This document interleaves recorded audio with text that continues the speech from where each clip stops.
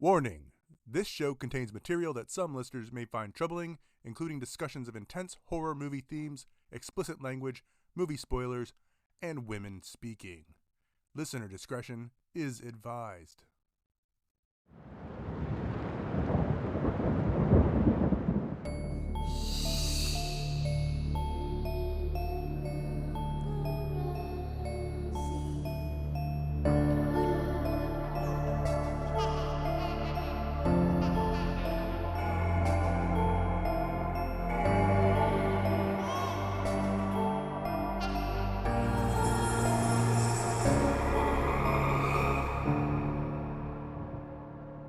What's that sound? Hello, horror fans. I'm Charlie, And I'm Eleanor. and welcome to Horror Sandbox, the podcast where we dig around in horror films and see what we can unearth. That's right. But before we get started with today's movie, Charlie, how have you been coping with the horrors? So, I found a fun new podcast. It is called Ladies Who Lore, and it's these three ladies who get together. They're long distance best friends that decided to start a podcast together. Aw. I know, just like us. What they do is every week they just cover a different, like a random lore topic. And it's funny because whoever's in charge of that week finds a bottle of wine that has some kind of hint as to what the lore is going to be that week. So first they like try the wine and try to guess the lore, and then they go into the episode, and it's fun. You know what? I have heard of these ladies. I don't remember if it was my sister-in-law who was talking about them or somebody else. But yeah, I've definitely heard of them. I don't think I've listened to anything, but you enjoyed it? Yeah, they're really funny, and it just seems like we have a lot of similar interests and stuff, and they're really cool. They're funny, they're smart, they do some good research, and they do chat a lot, which I like in a podcast. But if you don't like that, I think like every other week or so, or maybe once a week, they do like a short little 15-minute closer look podcasts where just one of them does like 15 minutes of lore, and those are really good too. So they're just like nice little chewable short podcast episodes. Oh, that's nice. Yeah, I tend to like the banter in podcasts because, I don't know, you kind of get a sense for who the hosts are. Yeah, I like it too. And I just like, I mean, I don't know. I could sit here and read, Wikipedia or whatever, books or whatever, and find all this lore, or I could listen to some fun people chat about it and talk about their lives too. So I like that. But yeah, so that is my cope this week. What is your cope? How have you been coping? I just finished this heartbreaking and beautiful book. It's called Witchcraft for Wayward Girls. It's by Grady Hendrix, and it made me cry. And if you will indulge me, I want to read how this book is introduced and see if maybe I can convince some of you to read it as well. It actually starts with a bunch of quotes from various politicians and magazines and stuff like that, just really cruel things to say about women or young girls who have babies but are not married. So it starts with that, but then the book then is introduced by the writer saying the following: "Sit, listen. I need you to understand what they did to us when we were girls. That's the important thing you have to remember. We were unsocialized girls, fast girls, loose girls, emotionally immature girls, girls who grew up too fast. Rose wasn't even 18. Holly had just turned 14. I was 15. Whatever you wanted to call us, we were children. I still feel like I'm going to get in trouble if I say their real names. I've kept this secret for so long that I don't know how to tell it, but someone needs to know what happened to us when we were down there. You see, we'd been taught that the devil was the worst thing in the world, but we were too young to understand that there were worse things than the devil. We were too young to understand that their job was to convince us that the most natural thing in the world was evil, and the most evil thing in the world was natural. We were girls. That's what they called us in their articles and their speeches and their files. Bad girls, neurotic girls, needy girls, wayward girls, selfish girls, girls with electric complexes, girls trying to fill a void, girls who needed attention, girls with pasts, girls from broken homes, girls who needed discipline, girls desperate to fit in, girls in trouble, girls who couldn't say no. But for girls like us, down there at the home, the devil turned out to be our only friend. Oh my goodness. So I take it I need to be in an emotionally safe space to read this book, Yes. is what I've gathered. Yes, Holy cow. there are parts of this book that are absolutely devastating. And I know it might sound weird to be like, "Oh, this book made me sad. You guys should read it." And that's how I'm coping. But it is really beautiful. I immediately went and borrowed another book of his from the library, and I'm in the middle of that as well. But it's good. And for a man to write this way about women in a way that isn't gross and is deeply insightful, it's kind of just like, oh, you there are men like this out there. Because I have read books that are about women written by men that sometimes there's something off about them, but this one is very good. Yeah, that's crazy. I never would have guessed that it was written by a man just from that intro alone. I am super curious about this book, and it has moved way up my list of books to read. I will definitely be looking for this one. That's cool. I'm excited. Wow. That's an I know. impactful opening page. I know. will be I reading had to share it because I was like, I read that and I like immediately had chills and I immediately was like glad that I had picked up the book. Yeah. Oh, I love that. That's a great one. All right. Well, as I read that, I'll keep you up to date. But okay, Eleanor, what are we digging into today? We are digging into the 2024 film Longlegs. The IMDb movie summary is: in pursuit of a serial killer, an FBI agent uncovers a series of occult clues that she must solve to end his terrifying killing spree. The writer-director is Osgood Perkins. It stars Micah Monroe, Nicolas Cage, Alicia Witt, and Blair Underwood. And Charlie, you know we can't dig around in our little horror sandbox without our trusty rusty tools. So what is your Bloody Shovel Award? This one is, and I bet I'm not alone in this. This is my favorite Nicolas Cage, like, ever. He's so good in it. He's so good. I did not realize how good of an actor he is. I know he's played some unique roles and done some crazy things, but like in my head, Nick Cage is just the like guy from the, what is it, National Treasure movie? Oh, National Treasure, yeah. Yeah. And then I didn't even realize he was Longlegs in this movie until like that one scene. And then I was like, oh my God, this is Nick Cage. And like, holy cow, he's incredible. Really, really enjoyed him. I am also a Nicolas Cage stan. I think he's incredibly talented. I love the bit that Abed from Community does. He has this incredible bit that he does about Nicolas Cage in one of the episodes, and it's so good. And then he's in a movie with Pedro Pascal. Have you seen it? The Unbearable Weight of Massive Talent. No, I haven't seen that. You have to watch it. That meme where Nicolas Cage and Pedro Pascal are driving and they look at each other. Oh, yeah. That's from that movie. It's such a good movie. But yes, I am also a Nick Cage person.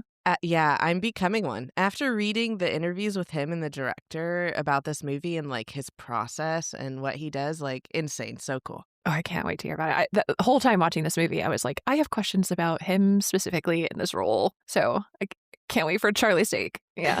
Yes. But okay, what's your Bloody Shovel for this one? I went with The Creepiest Dolls. I know there's a lot of creepy doll movies out there or movies that feature creepy dolls. The ones in this are really creepy. And that's before you get to the supernatural bit.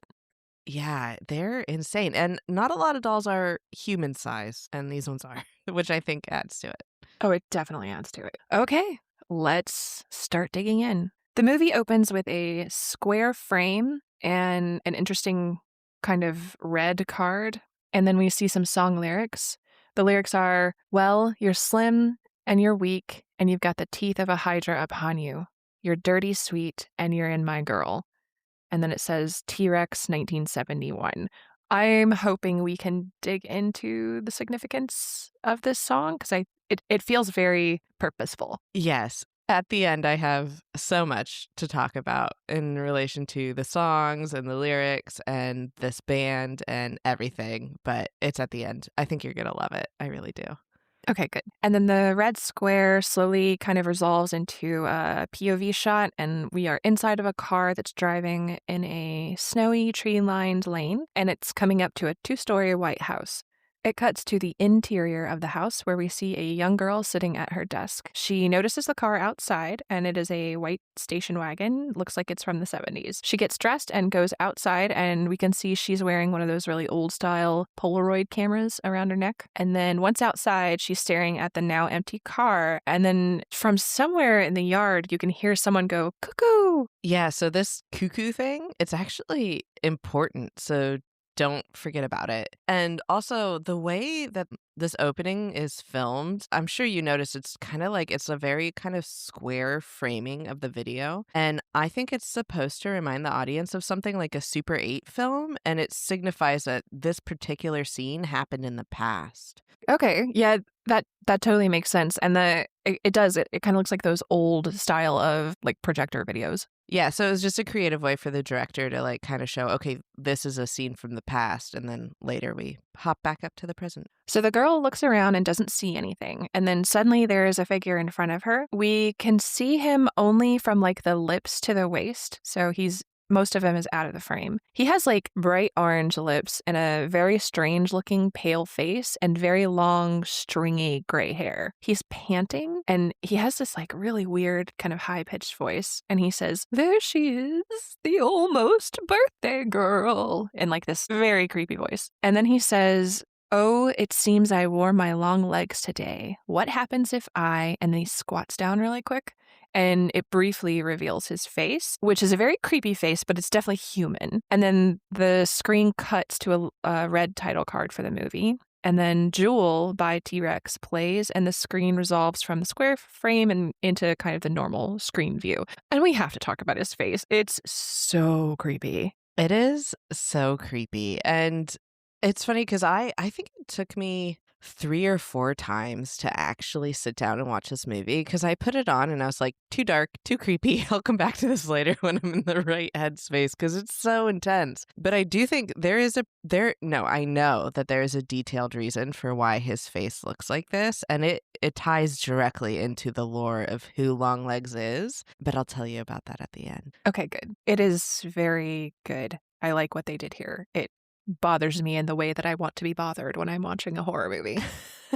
I agree. I think it hits you with that uncanny valley like feeling, which we've talked about is like one of the creepiest things ever. And then it also like with how bulbous his nose is, he almost looks like a doll himself. So yeah, it's really creepy. Oh, he definitely does. And we see that later. I think there's a shot where it fades into a shot of the doll, but we'll get to that later. So then the red screen turns black and we get the words "his letters" on the screen. So this is part 1 of the movie. Then it cuts to a room full of federal officers getting a briefing from a lead investigator. He is telling them that they're about to start knocking on doors and that all of their partners have already been assigned, so they've already been teamed up. We're focused on the protagonist of the movie. This is Agent Lee Harker. She glances at another agent in the room who's her partner for this mission, and that is Agent Fisk. The lead investigator then tells them that the suspect targets specific types of neighborhoods and that he is a middle-aged white man who is unlikely to go quietly, and they should assume that he is armed, which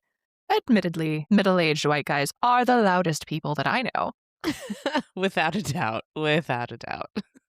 We then cut to Agent Harker and her partner pulling up to a row of homes. Agent Fisk says he is going to knock first and that she should hang back. He gets out of the car and Harker looks around as eerie music plays. She gets out and follows him toward the houses, and then the tension in the music starts to build. She focuses on a particular house. Fisk then comes up behind her and says that the house he knocked on smelled like drugs. His voice is muffled, like she can barely hear him. And then she says, "It's that one," as she keeps staring at the house in front of her. And she says, "He's in there." And Fisk asks how she knows. She says she doesn't know how, but that they should call it in. But Fisk doesn't want to call it in based on a hunch. So he goes up to knock on the door, and she slowly follows behind. The door opens, and Fisk is immediately shot in the head. It's so unexpected. Like, I don't know if this took you by total surprise, but I was not expecting it. Oh yeah, it was like I said, I had to I like tried to rewatch this movie like 3 or 4 times because like I was like, well, okay, maybe it won't be that dark, and then it just gets darker, and then this dude gets shot in the head, and I'm just like, okay, I need a minute. I'm not ready for this yet.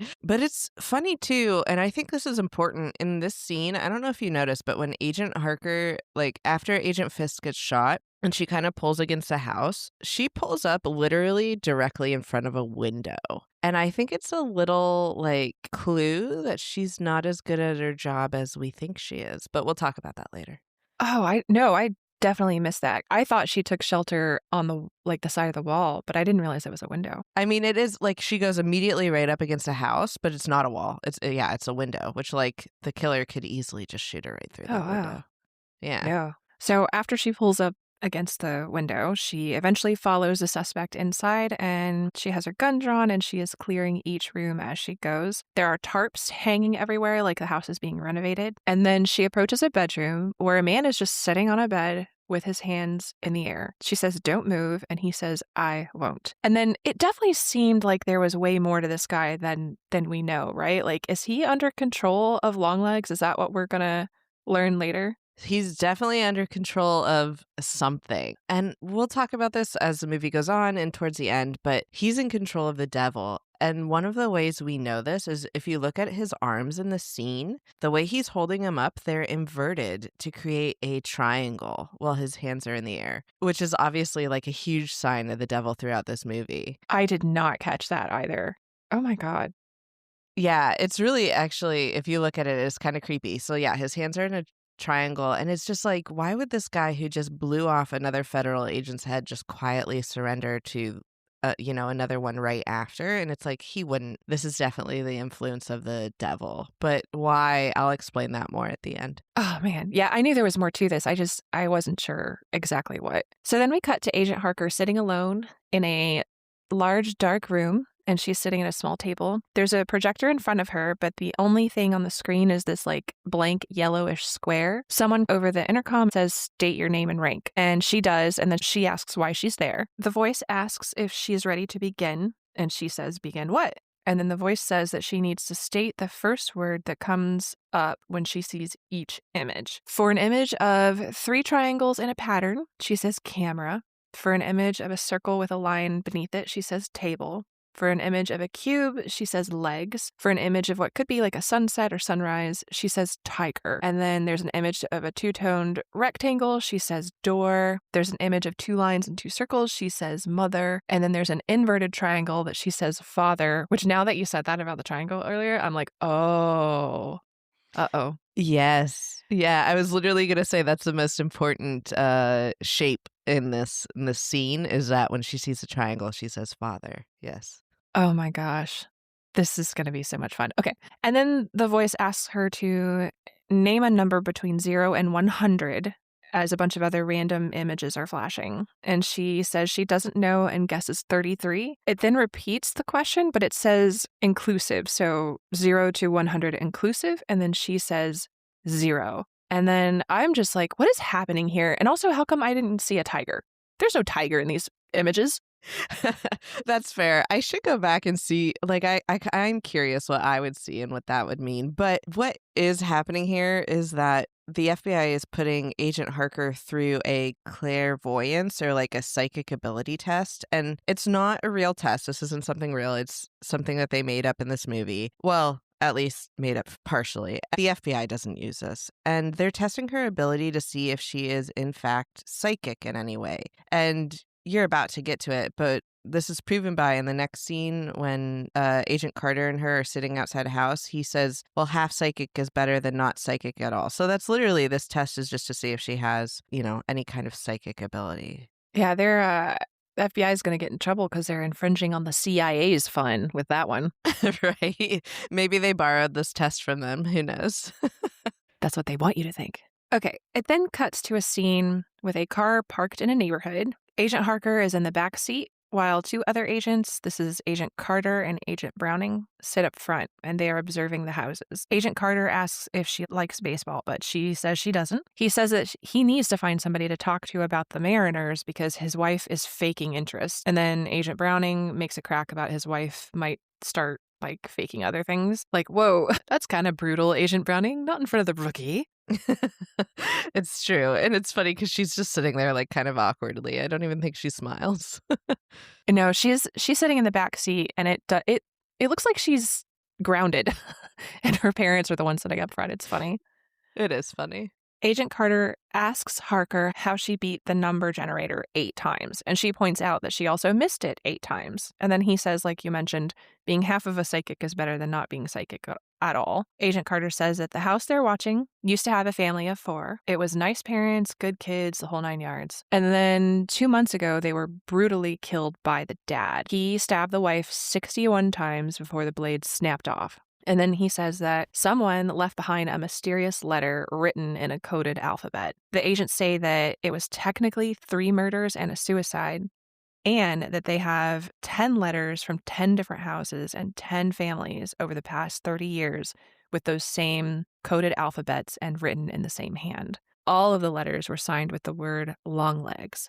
So someone is making the fathers do that, but they can't figure out what or who or how. And then Agent Browning says that Harker really isn't ready for this, but Carter is just like, well, I'm open to other suggestions.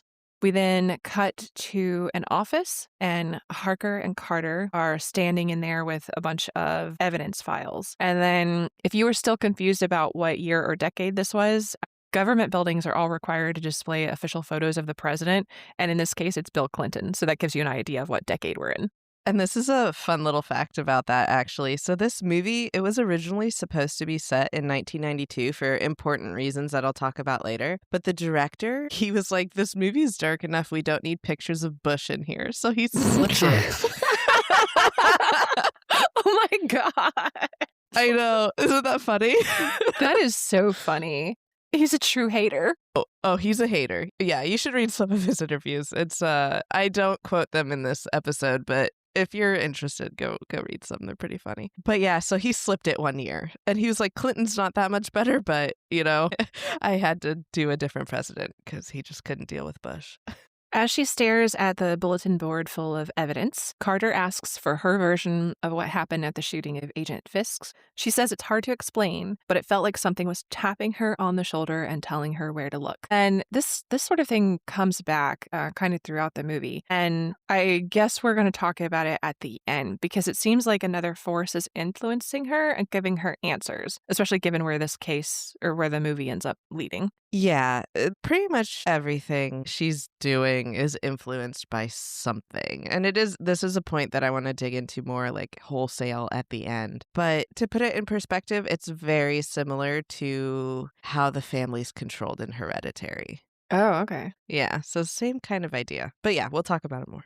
But I didn't see any blue lights in this one. No blue lights, just red snakes. Yeah.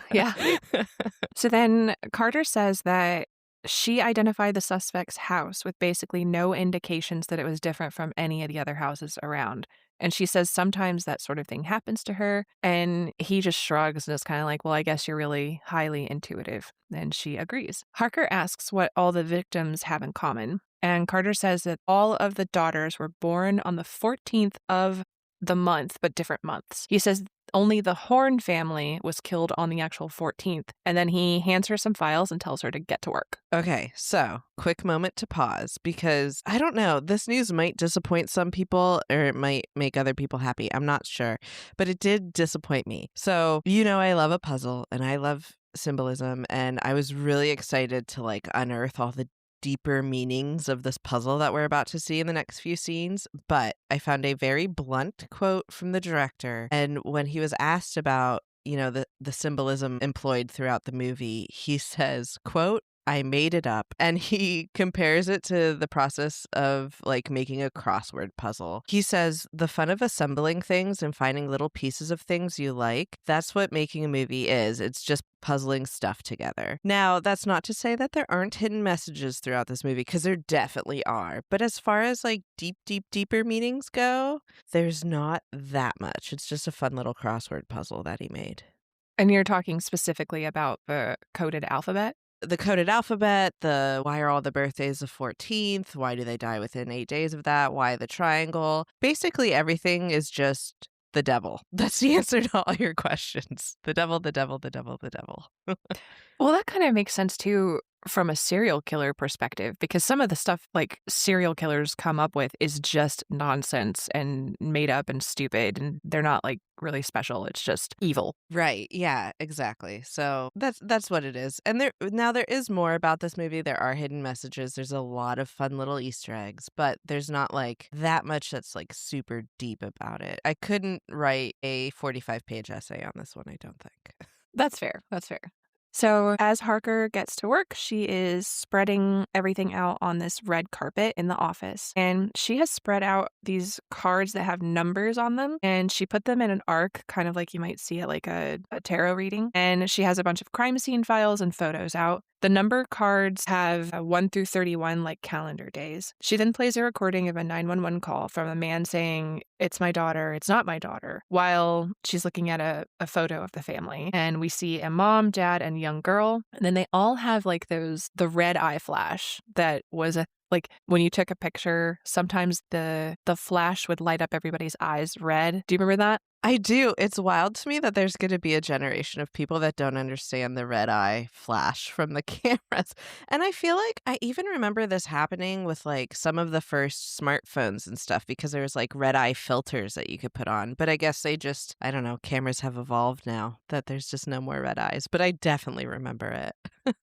Then there is we see on screen a newspaper story about the murders, and then we see bloody crime scene photos in black and white, and then a death certificate. And the recording continues, "When she is sleeping is the best time to do it, when her eyes are closed." And then the 911 operator tries to get him to stay on the line. Then we see Harker kind of stepping back from a wall that she has just covered with samples of all of the coded alphabet letters. And the recording keeps playing, and you can hear the operator trying to get more info while there's screaming and yelling in the background. We watch Harker organizing all the files and the photos, and then we see a montage of just violent crime scene photos with an image of blood running down a drain, and it looks like it's even boiling over.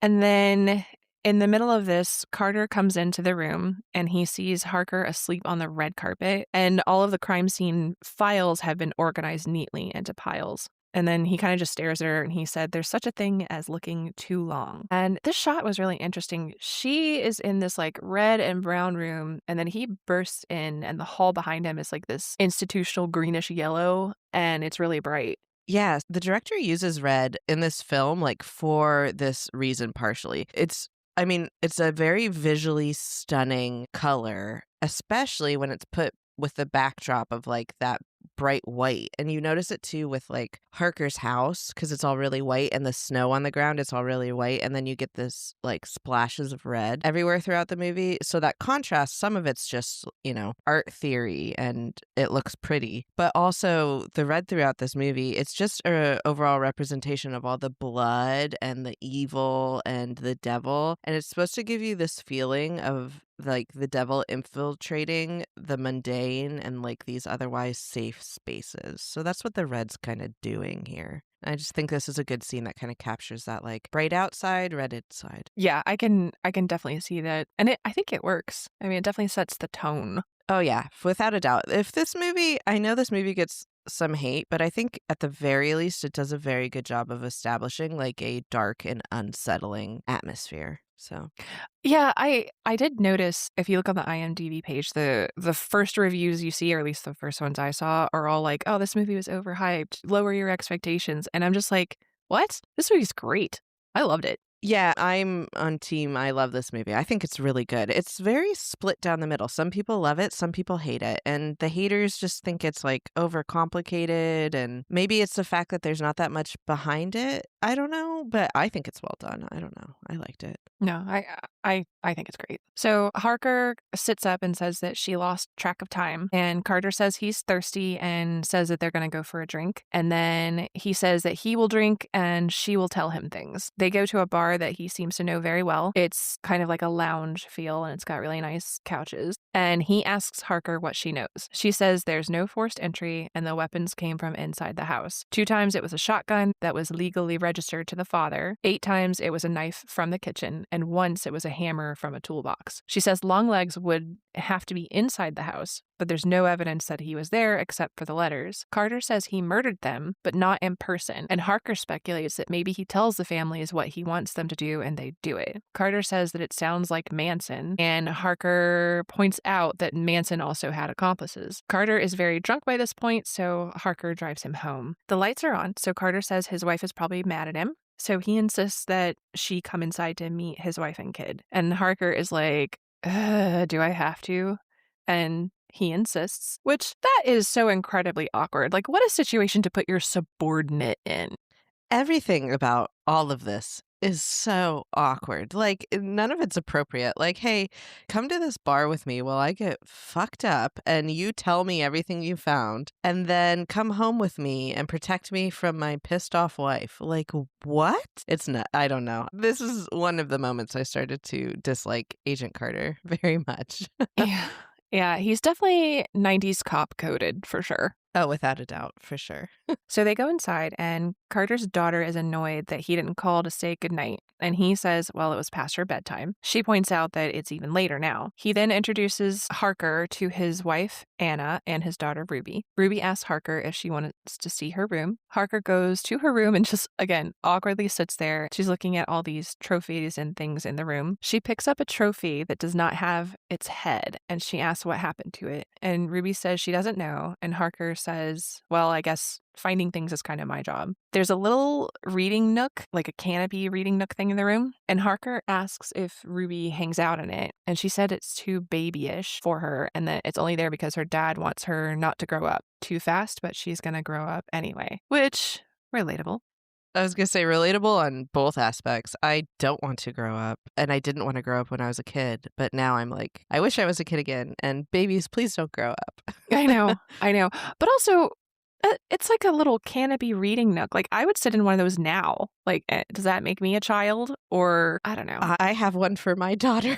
Yeah, I know. There's so many things I have in my house that I'm like, we have this because I want this. Like, I wanted this when I was a kid, and so I will force it on you, and you will have a little canopy reading nook as well. But she likes it. Oh yeah, she loves it. It's Yeah. super cute. And then Ruby says the craziest thing ever, talking about her dad not wanting her to grow up. She goes, even veals grow up a little and they live in a box with their legs tied up. Like, damn, Ruby, what is your story?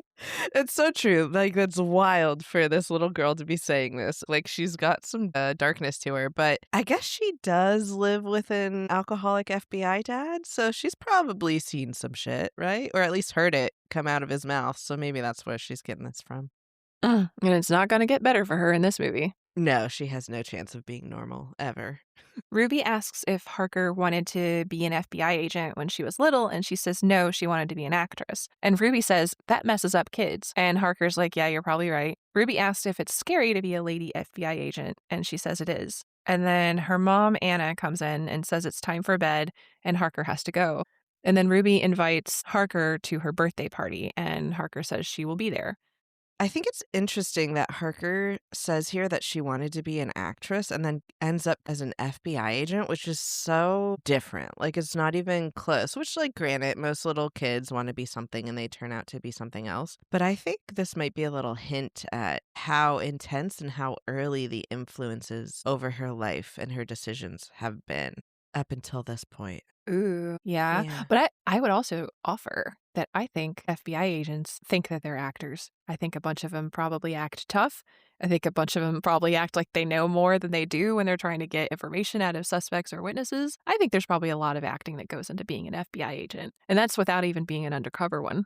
That's fair. That's true. In the interview process alone, there's definitely some acting there. So I could see that for sure. And speaking of FBI agents, can I just say that it bothers me so so much that Lee and Carter, they know Longlegs targets 9-year-old girls who have birthdays on the 14th, and they don't put together that this is about to happen in Agent Carter's home. Like, come on. Come on. Yeah, it's got to be that like cop arrogance of it won't happen to me kind of a thing. It has to be. It has to be, because it makes no sense. Because if it's me, I'm backing my family up. I'm changing her birthday on her birth certificate. That's what I'm doing. Without a doubt. I'm definitely like locking my family up for the 8 days before and after her birthday, and then like coming out of hiding when it's all over. Yeah, it is pretty nuts that they don't put it together. We then cut to Harker driving a car down a road at night. She's listening to the radio and smoking a cigarette. She then pulls up to her house and checks her mail. And then she hears this really loud, like kind of a musical noise. And then she turns around to look at a nearby house, which, did you see anything in this scene? Like, was this in her head? Could you tell? I couldn't tell. I think this scene does a really good job with building tension. So my guess is it's just something they used here to start to build that tension. There could be more to it, but I didn't see it. I couldn't find it. Yeah, it's definitely starting to set your nerves kind of on edge, which I think is the point. Inside the home, it kind of looks like a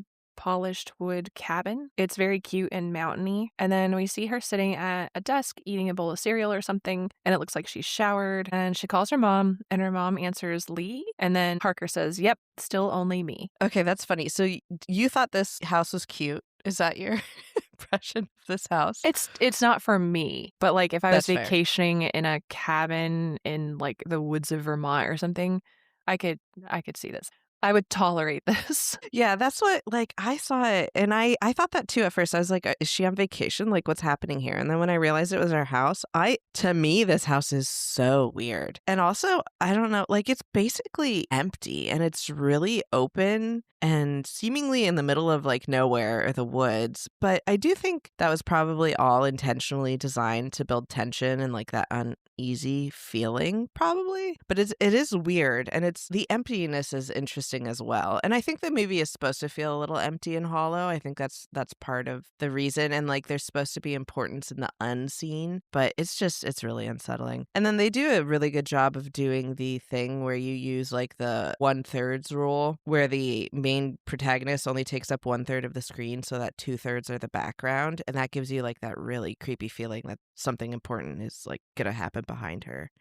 Oh yeah, and then it's dark, but she has these huge, like giant glass windows that there's like no curtains or blinds or anything. So that feeling like you might be being watched when you've got your lights on inside. No curtains in sight. Like baffling.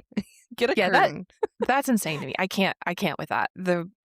Nope. At nighttime, all the curtains are closed. Yeah, even like here's the thing. If something wants to watch me all night long, like have at it, but I don't want to know. I don't want to see anything outside. So I'm going to put my curtains up. Like I don't want to see you. Way too creepy. Yeah, no, not for me. Her mom asks why it took so long for Lee to answer the phone, and she says that she was just going through stuff. And then she asks if she's okay, and Harker says she is. She just has stuff on her mind. And then her mom asks if the stuff at work is nasty stuff, and Harker says it is. And then, did you hear that clicking sound on the phone? Like, did phones just sound like this in the 90s? Was it a bad connection, or was it something else? Yeah, I'm not sure. My first thought was, oh, maybe he's like listening in to this phone call, or someone is listening in. They're on the other line. But maybe that's just a feel it's supposed to give you, that someone else is listening. Ooh, or maybe he's in the house, in Harker's house listening. Could be. I don't know. Oh, yeah. Who knows?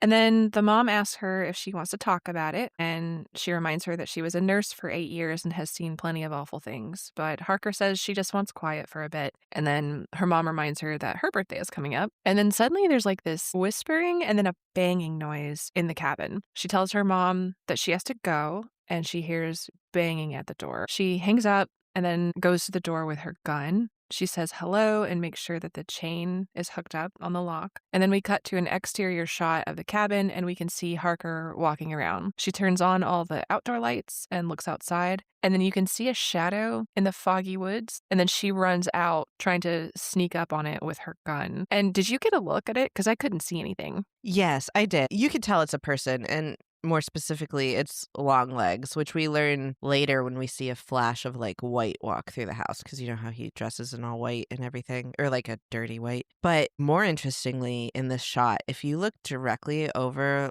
Longlegs' like shoulder, there's a shadow behind him, and that shadow is the devil, the one that we see it like kind of at the end of the movie, and you could tell because it has horns. So Oh, it's pretty man. cool. I have to stop watching these movies on my shitty bedroom TV. I think I need to make that a rule going forward.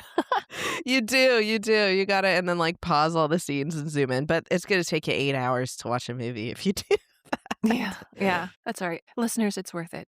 It's worth it for you. So Harker doesn't appear to see anything, and then when she turns around to look back at her home, she can see a ghostly figure moving inside through those giant-ass windows that she won't put curtains on. She charges inside with her gun, but there's no one there. But we know it wasn't just a vision because there's an envelope left on her desk addressed to her, and it says, "Do not open until January 14th." And then we get another title card, and it says Part 2, and it says all of your things. And then we cut to Harker sitting in her cabin, and she's opening a knife, and she has on rubber gloves, and she cuts open the envelope. And it's like a birthday card, but it's creepy as hell. There's like, I don't know what this, it's like a cartoonish kind of a figure. I don't know what it is, a cow, a cat, a demon.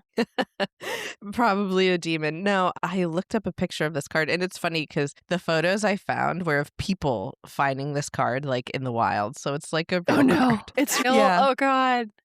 Yeah, they were like, I got a Longlegs card for my birthday. I don't know. I don't know where they found it, but they found it. But I think based off of like it has little claws, so I'm gonna go with cat. I think my vote's cat because of the claws. Oh yeah. This thing though, it looks like something that a well-meaning grandma would buy in like a Cracker Barrel store, and that would absolutely traumatize the grandchild that she gives it to. Oh my gosh, it's so funny you say that because I saw this and I was like, gosh, this looks like something that would be in my grandma's house. Yeah, it does. And this little kitty cow demon thing is holding the number 9, like a card with the number 9 on it.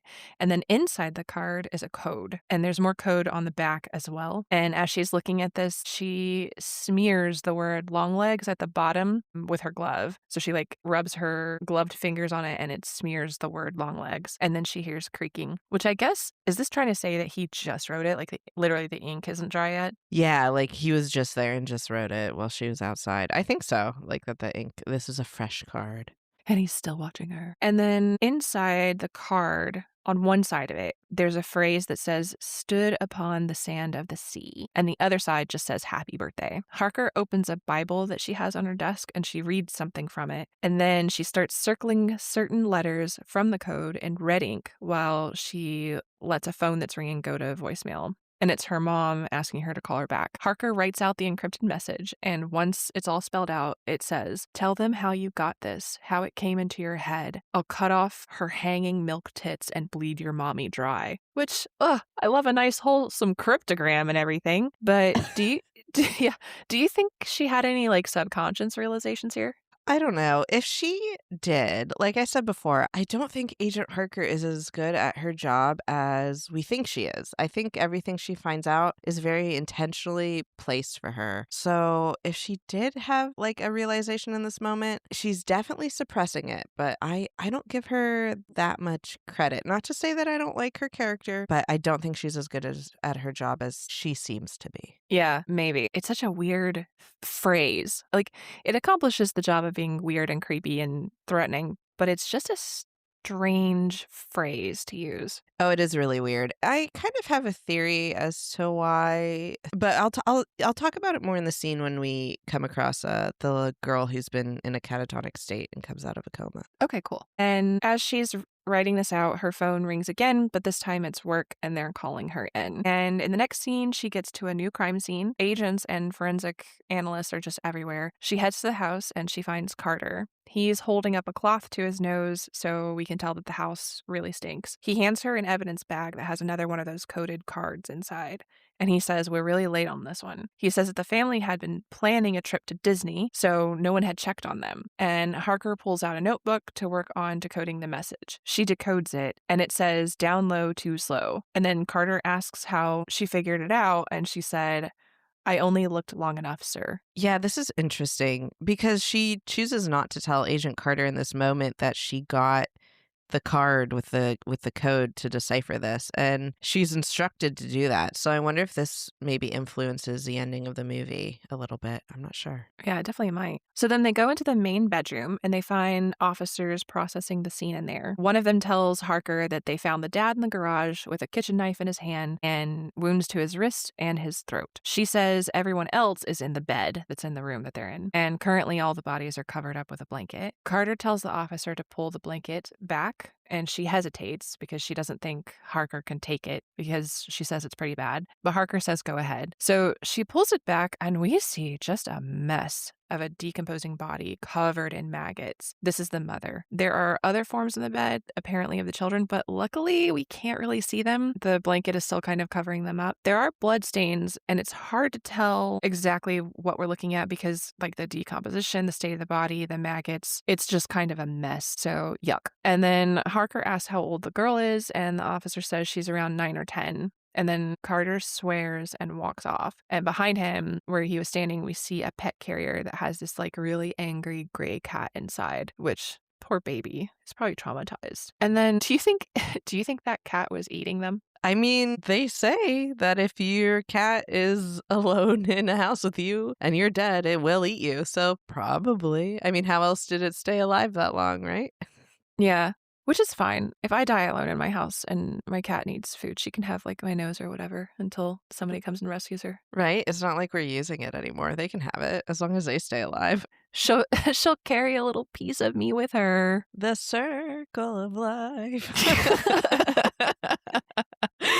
I will say, I thought the scene was a little egregious at first. Like, I was like, why do they have to be maggoty dead bodies that have been in this house for forever? But I'm wondering if they use this scene intentionally to show us, like, even if we didn't already pick it up, that Lee is kind of different or strange because she sees this rotten family in a bed and she barely reacts and just immediately starts to ask questions and like try to figure it out. And whereas Agent Carter, who he's like, I'm a big tough guy, like I can handle this, I've seen everything, and Lee, you're not going to be able to handle it. He's the one who ends up like breaking and turning around and swearing. And I don't know if it's trying to tell us something about Lee here or what, but it's just an interesting little scene and dynamic. Oh, yeah.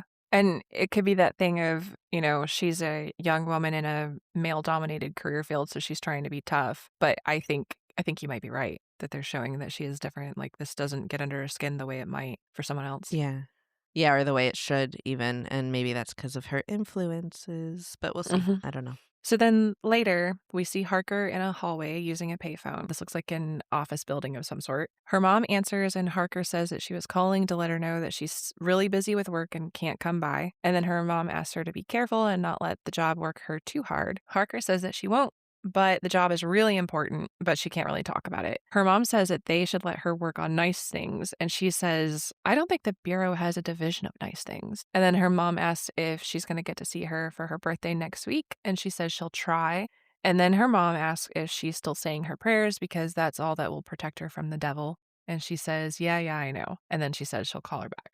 Every interaction with the mom is so weird. Like, what vibe at this point were you getting from the mom? Were you getting that she was like mentally unstable or just like strange, or what were you picking up from her at this point? Or was she lying or hiding something? What did you think? I thought she was maybe elderly and just a little bit off because at this point, we don't really know anything about the mom. We know she probably lives alone. Like, it seems like she lives alone, and it seems like she calls her daughter often to check on her. The way she sounds on the phone makes her sound like a little bit frail. So that's why I thought she was just older and kind of out of it a bit. Yeah, I got that same impression too, but something about this scene like was a little unsettling to me, and it almost seems like she's trying to like, I don't know, hint at something, or she's lying about something, or it's weird, and it's definitely intentional based off of why the director wrote this movie. So kind of remember that. But yeah, the mom just gives like weird feelings in these phone calls in the beginning. Yeah, and they don't get less weird. Like, her mom doesn't get less weird with time. And then we cut to Harker looking at archived newspapers, and we see an article about a family being bludgeoned to death back in 1979 in a lakeside cabin. And the story was called The Devil Made Him Do It. And this is about a man who kills his wife, his daughter, and a priest when the priest was doing an exorcism on their daughter. We also see an article from 1983 about a satanic cult on the Oregon coast who killed a mother and her 3 children. Harker also looks at a death certificate from 1973 for a little girl. And then we see Harker at a desk alone in this dark building. This is like either a library or maybe it's like the research room of her FBI office. I'm not quite sure. And it looks like she's writing a line for every month. Like she's writing down a line for every month and then she puts a date on the line and then circles specific dates in red. And then while she's working, she can hear a faint whispering and then she looks to her side. And then, okay, am I crazy? Or if you follow where she's kind of looking, do you see like a reflection of something moving on the ceiling? Like it could be lights reflecting from like headlights on the street or something, but it looked like something was moving. Okay, so I'll just spoil it here. The devil is hidden many, many, many, many times throughout this movie. Like there, you can see him in the background often, and I think what you're seeing is a light reflecting off of his horns because there's a shadow behind her, and it's the devil. So I'm pretty sure that's what you're seeing. I definitely saw the shadows in this. I didn't see that shadow. I just saw the light reflecting. There's a YouTube video of this, of like all the times you see the devil, and I'm pretty sure that's the devil standing behind her. And what you're seeing on the ceiling are his horns, the light reflecting off his horns. I'm going to go watch it on my grown-up TV in my grown-up living room so that I can actually see it instead of my shitty little bedroom one. I watched this on my grown-up TV on my grown-up living room, and I didn't see it. I didn't see it until I watched the YouTube videos calling it out and like circling it and zooming in on it. And it's purposely very hidden and very dark, and it's really well done. But he's there. As soon as we're done recording, I'm going to go watch that. So then we also watch Harker open a book, and it's called The 9 Circles of Hell. Yes, and we all know that I love a good nod at Dante's Inferno, but this is unfortunately not a real book. It's just a prop. And the symbols inside and everything, they're just classic examples of occult symbols that represent the devil. So not real. This book called The 9 Circles of Hell, she flips through it, and she turns to a page that has sigils on it, or what looked to me like sigils, and one of them has the number 666. She pulls out the paper that she had been circling dates on, and she starts kind of playing connect the dots with the dates and the lines. It starts to look like the shape she's drawing kind of looks like one of the sigils that's in the book. While she's doing this, she hears a bump, and then she looks up at a window that's on the other side of the room, and if you look closely, you can see what looks like a hooded or a cloaked figure that's kind of translucent, and then it fades away as she's looking. So I'm sure we have theories on who this is. The devil, Longlegs, something else. Yeah, this one, it's the devil too. I saw this one in the YouTube as well. It's harder to see because the fading in, fading out makes the horns present for like a millisecond. Like it almost looks like just a person without the horns. And it's funny because I think it was a month after this movie was released, they set out an additional trailer, and the trailer starts with look closer, and then it's a bunch of cuts of various scenes throughout this movie, and it's if you pause those scenes and look at it, there's the devil. So they were like, after a month after this movie came out, they're like, really? Nobody saw him? And so oh no, it's like that moment when you work so hard on something and nobody saw it, and you're like, guys, come on. Look at it. On, go look at it. It's right there. Oh, that's so funny. No, I totally didn't. I saw this figure. I did not see horns. I saw what looked like a hooded or cloaked figure. And then I think there's isn't there a tree in the background? So maybe it kind of fades into the tree or something. Yeah, this one's definitely hard to see. It fades into the tree. I didn't even see the hooded figure until I went back and watched that video. So, but yeah, he's there. It's the devil. The next day at the office, Harker brings Carter the codes, and she says that she's figured out the suspect's algorithm. She says that the first murder occurred on July 14th in 1966, and then the rest happened either 6 days before or 6 days after the daughter's birthday. And then when you map this out, it makes an inverted triangle. She says that she also decoded all of the letters and that there's a reference to the fine time we had at the Camera family farm where X's mark the spot. She hands him a case file, and inside there's an article called Bloody Massacre Still a Mystery. And she says that while a priest was making his weekly visit, the father of a girl named Carrie Ann got an axe from the tool shed and killed the priest and then killed his wife and then killed himself. But Carrie Ann was at school, so she was not murdered. And the date was March 8th and her birthday was March 14th. And she says, and Harker says she thinks this is Longlegs and that Carrie Ann may have actually seen him. Carter asks about the 13th and she says she's really not sure about that, but that's 3 days from now, so maybe he will kill again. Carter then asks if Carrie Ann is still around and Harker says that she is at a psychiatric hospital. But he says that that farm where the incident happened is closer, so they head there first. And I think like the next couple scenes that happen are very Silence of the Lambs vibe. And the director, he admits that he pulled a lot of ideas directly from Silence of the Lambs and the movie Seven. And I'm not going to call them out directly, but if you go back and you watch it through that lens, you definitely see the influences throughout. There's a lot of it. Yeah, I can definitely see it. And certainly with like a sharp young woman investigating a serial killer with the FBI, like all of that makes sense. And then kind of the killer is writing messages to the cops and taunting the cops, like all of that I can certainly see. Yeah, there's that with the plot and then some of the visuals too. Like I think when they find the crucifix in the barn, like there's a circle and it kind of looks like, it reminds me of the well when they find the well down in at the end of Silence of the Lambs. It's just, there's a lot of parallels there. And the director says he did it because he knows that this industry is brutal and he needed to get his foot in the door somehow. And he knew people like Silence of the Lambs, so he was like, well, let's start there. People like that. So not super original, but he spins it. It's good. Yeah, I like it. Yeah. No, I like it. So later we cut to Harker and Carter pulling up to the farmhouse, and it looks abandoned. They look around outside with their flashlights, and then they head to the barn. The door of the barn has a bunch of X's either in tape or like written on the frame of the door. And they're just like several little X's lining up the side. And they look around inside the barn where they find more X's, and Harker goes upstairs to the loft and Carter follows. And then they find a huge, it's a 2.5-foot crucifix that's like glued or nailed to a floorboard. So I guess that's kind of an X. There was a time where my significant other and I went home to Pennsylvania and we were at his parents' house, and I believe one of his older relatives had recently died and they got all this stuff out of the home, and we walk into my in-laws' home and there is a giant crucifix about this size, but it's realistically painted as well, and it's one of the gory crucifixes of Jesus. And we were just like, what is this? Why do you have a crucifix that should be over an altar at church, just chilling in your house? And so we turned it into a joke where we put the crucifix all over the house in different funny places while we were there. And now it's now on his dresser in his childhood bedroom for when we go back to visit. Oh, that's funny. Have you ever seen the bungee jumping Jesus on the crucifix? The bungee? No. At least, I'm sure I've seen it, but I don't know which one you're referencing. No. I don't even remember where I saw it, but it's a crucifix, but imagine the Jesus part of the crucifix is still holding the T pose, but he's jumping, launching off of it, and there's a bungee cord attached to him. So it's just very funny. Yes.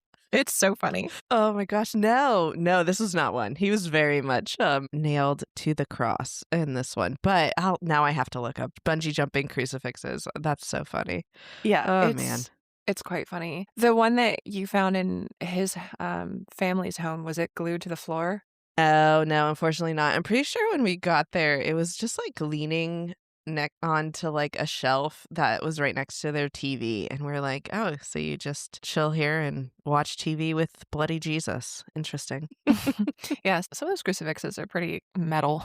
They are. They wonder why, sometimes people with Christian influence end up liking dark media. Right.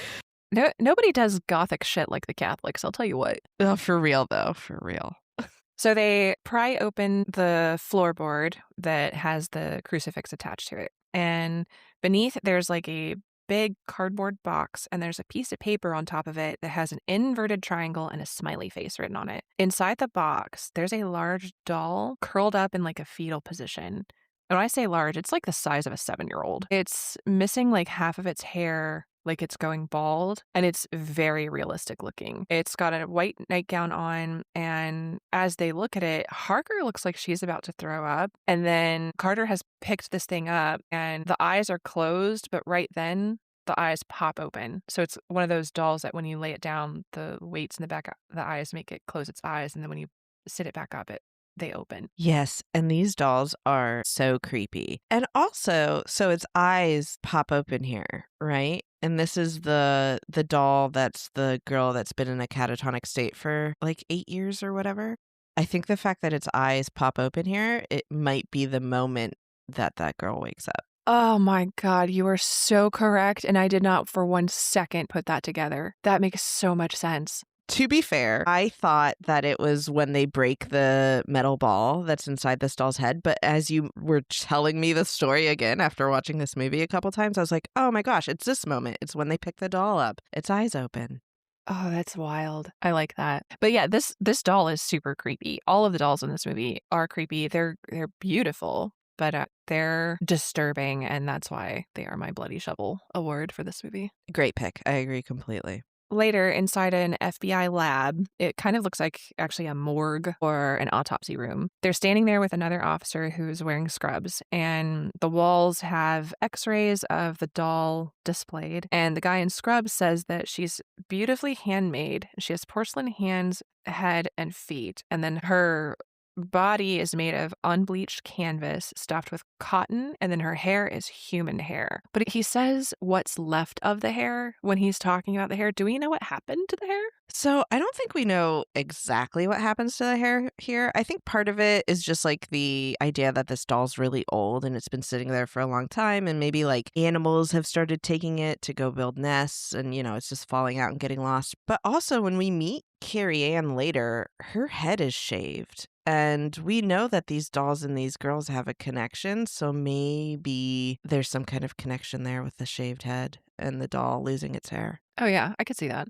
On the table, on the exam table, there's also a silver metal ball, and the doctor says that he found it inside the head and that he's been calling it the brain. He says it's hollow, but then he says, listen, and he takes an ultrasound wand and puts it up to the metal ball. When he does, there's this weird ringing noise, and it seems to have an effect on Harker, and she seems to see like a flash of red, and it's like a vision of a red image, and there's snakes slithering in it. And then we see a little girl staring in a mirror. She's wearing a nightgown that looks like the one that the doll had on, and we can see porcelain doll parts laying around the mirror. And then a man squats in front of her smiling, and we pan out and we can see that they're in a basement or some kind of a workshop. The man says, "What's your name, little angel?" "Nice to meet you, Carrie Ann. I know you're not afraid of a little dark because you are the dark." Then he places a black veil or a blanket thing on top of her, and he's covering her like she's a furniture or like a bird cage or something. And then we cut back to the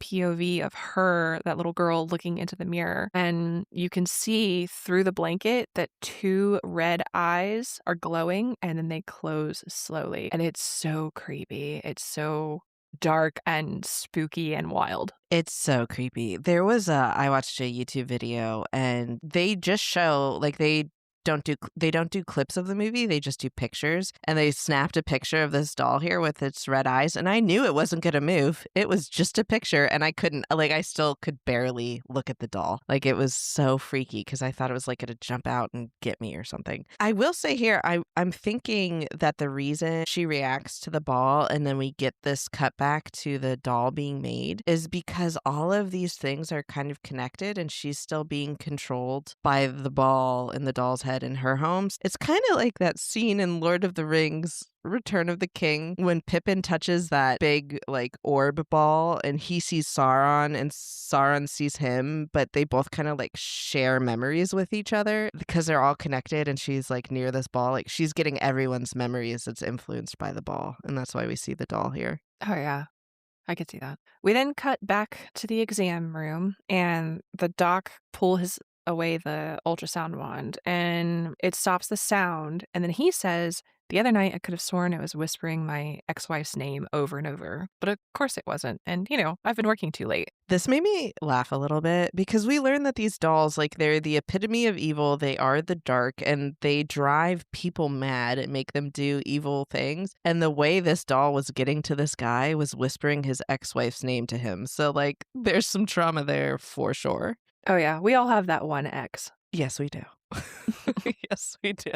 Carter then asks if the brain can be opened, but the doc says there's no point because there's nothing in there, so it wouldn't help anything. And then Carter and Harker head to the mental hospital next. And then we cut to the man himself. Longlegs is driving a station wagon down the road during the day, and there's a song playing on the radio. He stops at a hardware store to pick up 2 items. I'm assuming it's just the doll making parts. And the cashier is a young woman, or maybe even like a teenager, and she asks if she can help him with anything else. And then he stretches his arms way up, and then it kind of pans out and we can see that he's wearing a bathrobe, but with clothes underneath. And then he puts his hands on the opposite sides of his face, and he starts flapping them back and forth and saying cuckoo like a cuckoo clock. Yeah, I think too, if you like pause this visual here, there's a couple things happening. I told you the cuckoo's important, and we'll come back to that. But also the way he does his hands, it kind of looks like, well, it's 8 fingers, right? And his name's Longlegs, and Longlegs, Daddy Longlegs, it's a spider, so it's kind of spider-esque as well. Like he's making Yeah, it does look a little spider-like. It reminds me of Red in Us when she's like cupping her hands in her face and then her fingers flick and it looks like a spider. Yes. Yeah. So I think he's purposely trying to make it look like both like a bird and a clock and like a long-legged spider. And that daddy long-legs thing, I think that's important. Like father and dad, that comes up a lot in this movie. I think it's just interesting. But yeah, so I think he's doing daddy long-legs. Whatever he's doing, the cashier is not impressed, and she just blankly stares at him and says, "I don't know what that was supposed to be." And then Longlegs starts laughing, and he asks what day her birthday is. And he's like kind of wheezing when he's laughing. And the girl just goes, "Daddy, that gross guy is back again." In a small way, when I tell you who I think Longlegs is later in this, at the end of this movie, this scene's actually kind of sad. When I reflected on it later, it made me a little sad. So don't forget this. Oh, she's not going to forget it. It then cuts to Longlegs driving again. And this scene got under my skin. He's driving kind of laughing, and then suddenly he shrieks. He's like, "Daddy! Mommy! Unmake me and save me from the hell of living!" It is so creepy. You did a great impression of it. That was very well done. Oh, thank you. I wish I could do a Nick Cage, but I think my Nick Cage would be embarrassing, so I'm not going to try. Oh, it would be difficult too. A Nick Cage doing Longlegs, that's some like next level skill acting. But yeah, this scene was super creepy, and I've seen so many clips of it. People definitely like this scene, and just like, can I just say, mad respect for Nicolas Cage. The acting in this movie is incredible. And when I explain to you all of the influences to the character Longlegs later, the way he talks here, it's really impactful. It's really cool. So yeah, I'm excited to talk about that. Yeah, I didn't like it. At first I thought he was just making, and by I didn't like it, I mean I liked it because it bothered me in the way that we like horror movies to bother us. But at first I thought he was just mocking the girl, like the girl had called for her dad. Now he's just mocking, and he might be doing that, but then it takes like this weird, unmake me and save me from the hell of living. Like there's something awful happening inside this character's head, and I got goosebumps. Yes, without a doubt. This character is definitely having an internal battle throughout this whole movie, and it's like this fascinating, like, he wants to die, he wants to live, he loves the devil, he hates the devil, but we'll talk about it. Yeah, it's pretty wild. We then cut to Carter and Harker. They are in the mental hospital, and they're in an office talking to somebody from the staff who's telling them that 2 days ago, Carrie Ann was catatonic, as she had been for 8 years. But the day before, she got a visitor, which she's never had before. And then suddenly, she's wide awake and fully present. They ask who the visitor was, and he shows them the log, and the name in the book is Lee Harker. kind of written in like bold, like Sharpie looking writing. And then Harker asks if the guard there will check IDs when somebody signs in. And the staff member, he's just like, well, that does sound like a good idea. But no, we don't do that. And I love how there is zero curiosity from the staff about who this visitor was and how this happened. I agree. This made me laugh. Like, they're like, oh, yeah, that's a great idea. But nope, we don't do that. And not even like a maybe we'll do that later. They're just like, no, it's ridiculous. Yeah, that's a great idea. Don't worry, no one is around to sue us, though, because this person doesn't have any family left. So then we cut to Carter waiting outside of the hall while Harker is inside like a different waiting room, and she is talking to Carrie Ann. And Carrie Ann's very small, and she has her hair cut very short, like it's been shaved recently. And she seems very young. She says that she's seen Harker before, but Harker says no. And Carrie Ann says that she came to her house or someone just like her did. And this actor is Sabrina from The Chilling Adventures of Sabrina. Yeah, I've yet to watch that show. Have you seen it? Is it good? Yeah, it's great. Oh, okay. I'll add it to the list. But yeah, I did recognize her here for sure. When she said that she's seen Harker before, did that raise off any alarm bells for you on the first watch? Like, what were you thinking? No. No. I didn't know if, I guess probably when I very first saw this movie, I think what I thought had happened is Carrie Ann was remembering FBI agents talking to her from when this first happened, 8 years ago or however many years ago they said that was. So I think that's what I thought was going on here. She just remembered talking to cops. That makes sense. Yeah, it's funny because I think shortly after this scene, I paused this movie and had to like go do real life stuff and then finish it. And I was thinking about it and I was like, wait, it has to be somebody who these people would willingly let into their homes that would hurt them. And I was like, oh, maybe it's a cop. I thought that Lee was being controlled this whole time to conduct the murders, but I was wrong. But that was my thought here in this moment. Oh, yeah.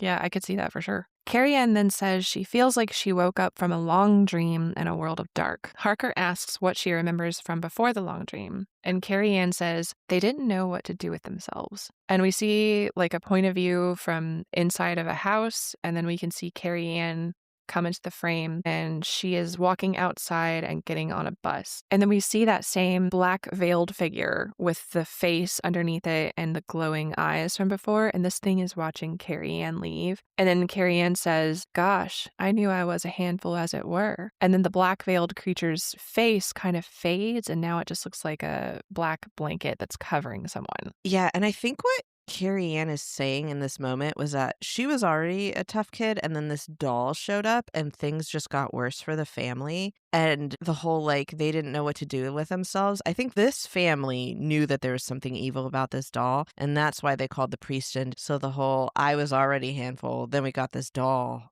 and that's why they called the priest to come do an exorcism. Yeah, there's definitely something up with this doll. And then we watch as a woman, presumably the mother, is changing out of her clothes, and Carrie Ann is telling Harker that her mother hated her because she was born wrong and bled her up too much. And then we see that the woman who's undressing has what could be a C-section scar. The woman backs down and sits in a chair, and then she grabs a knife nearby, and then she like runs the knife up her belly while she's screaming a silent scream. And she's not cutting herself. She's just kind of like grazing herself. She doesn't bleed at all. And instead, I thought it looked like the scar disappeared. Did you see that too? Oh, no, I didn't see that. I wonder if it did. That would be interesting. But no, I didn't see that. There's definitely a line that's on her belly that suddenly disappears. And it could have been just the way she was sitting, and like there's like just a wrinkle of skin that straightens out when she ran the knife over it. It's either that or they very deliberately remove a scar looking thing from her belly. I mean, they might. They definitely could. Now I'm trying to piece together why that would happen. I don't know. She's like, she hated her daughter and was trying to remove, I don't know. And then we see her take that same knife and she goes over and stabs that life-size doll over and over and over again. So what do you think? Was she practicing killing her daughter, or was the thing that's controlling them just toying with them?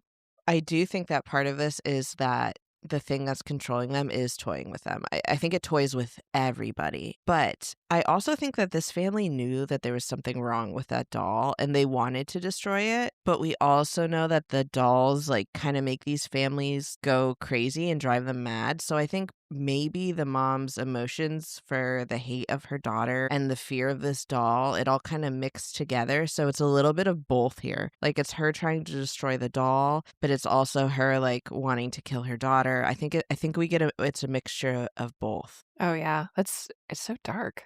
Oh, it's super dark. And I don't think that this mom wants to kill her daughter because she had a C-section. I think that this doll is driving her mad and it's taking those emotions that are small within this mother and like making them bigger than they are. Yeah. And therefore it's coming out as violence. Yeah. Right. And then Carrie Ann is then trying to understand that from a child's point of view at the time. So exactly. You get all those filters and layers to it. Okay. It then cuts to a shot of the living room, and the dad is sitting there with a doll in his lap. And then we see him later in a field having just decapitated a cow, while Carrie Ann is saying that her dad was a good man, and then she remembers that very well. We then see a scene with the life-size doll inside, and it's staring ahead, and it has these like intense bright blue eyes. And from the doll's point of view, we then see the priest arrive at the house. And then the dad just almost immediately comes in and kills him with an axe. And then Carrie Ann says that's why he'd done it. And then we watch the doll's point of view again as the mother comes in to stare at her, at the doll, and then the dad attacks her. And I have to say, I don't know what she meant here. I don't know why she's saying that he is a good man and that's why he did it. Like, what does that mean? So we know at this point, this thing that is influencing them is the devil. And the devil, he's doing a good job of like ruining these people's brains. And he's basically making them love him. But they're also people. Like they know that this is evil. So it's the two parts of themselves that are struggling with the love for the devil and then them knowing that it's an evil thing. And so in this moment, the devil wins. And Carrie Ann's saying, oh yeah, he did a good thing. Like he listened. He did what he was supposed to do. That's what the devil wanted. So he was a good man. And it's just like those two wavelengths getting skewed. I think that's how I read it. Yeah. Okay, I could see that. And then Harker asks Carrie Ann about the visitor that she had. And Carrie Ann says she never wants to forget him and that she had felt like she was waiting for him to come tell her to do something for him, or even better, to do something for the man downstairs. And do we think that the visitor was Longlegs? The only reason, I feel like it had to have been Longlegs, right? But what gives me pause is no way the staff didn't note this man's appearance when he was visiting.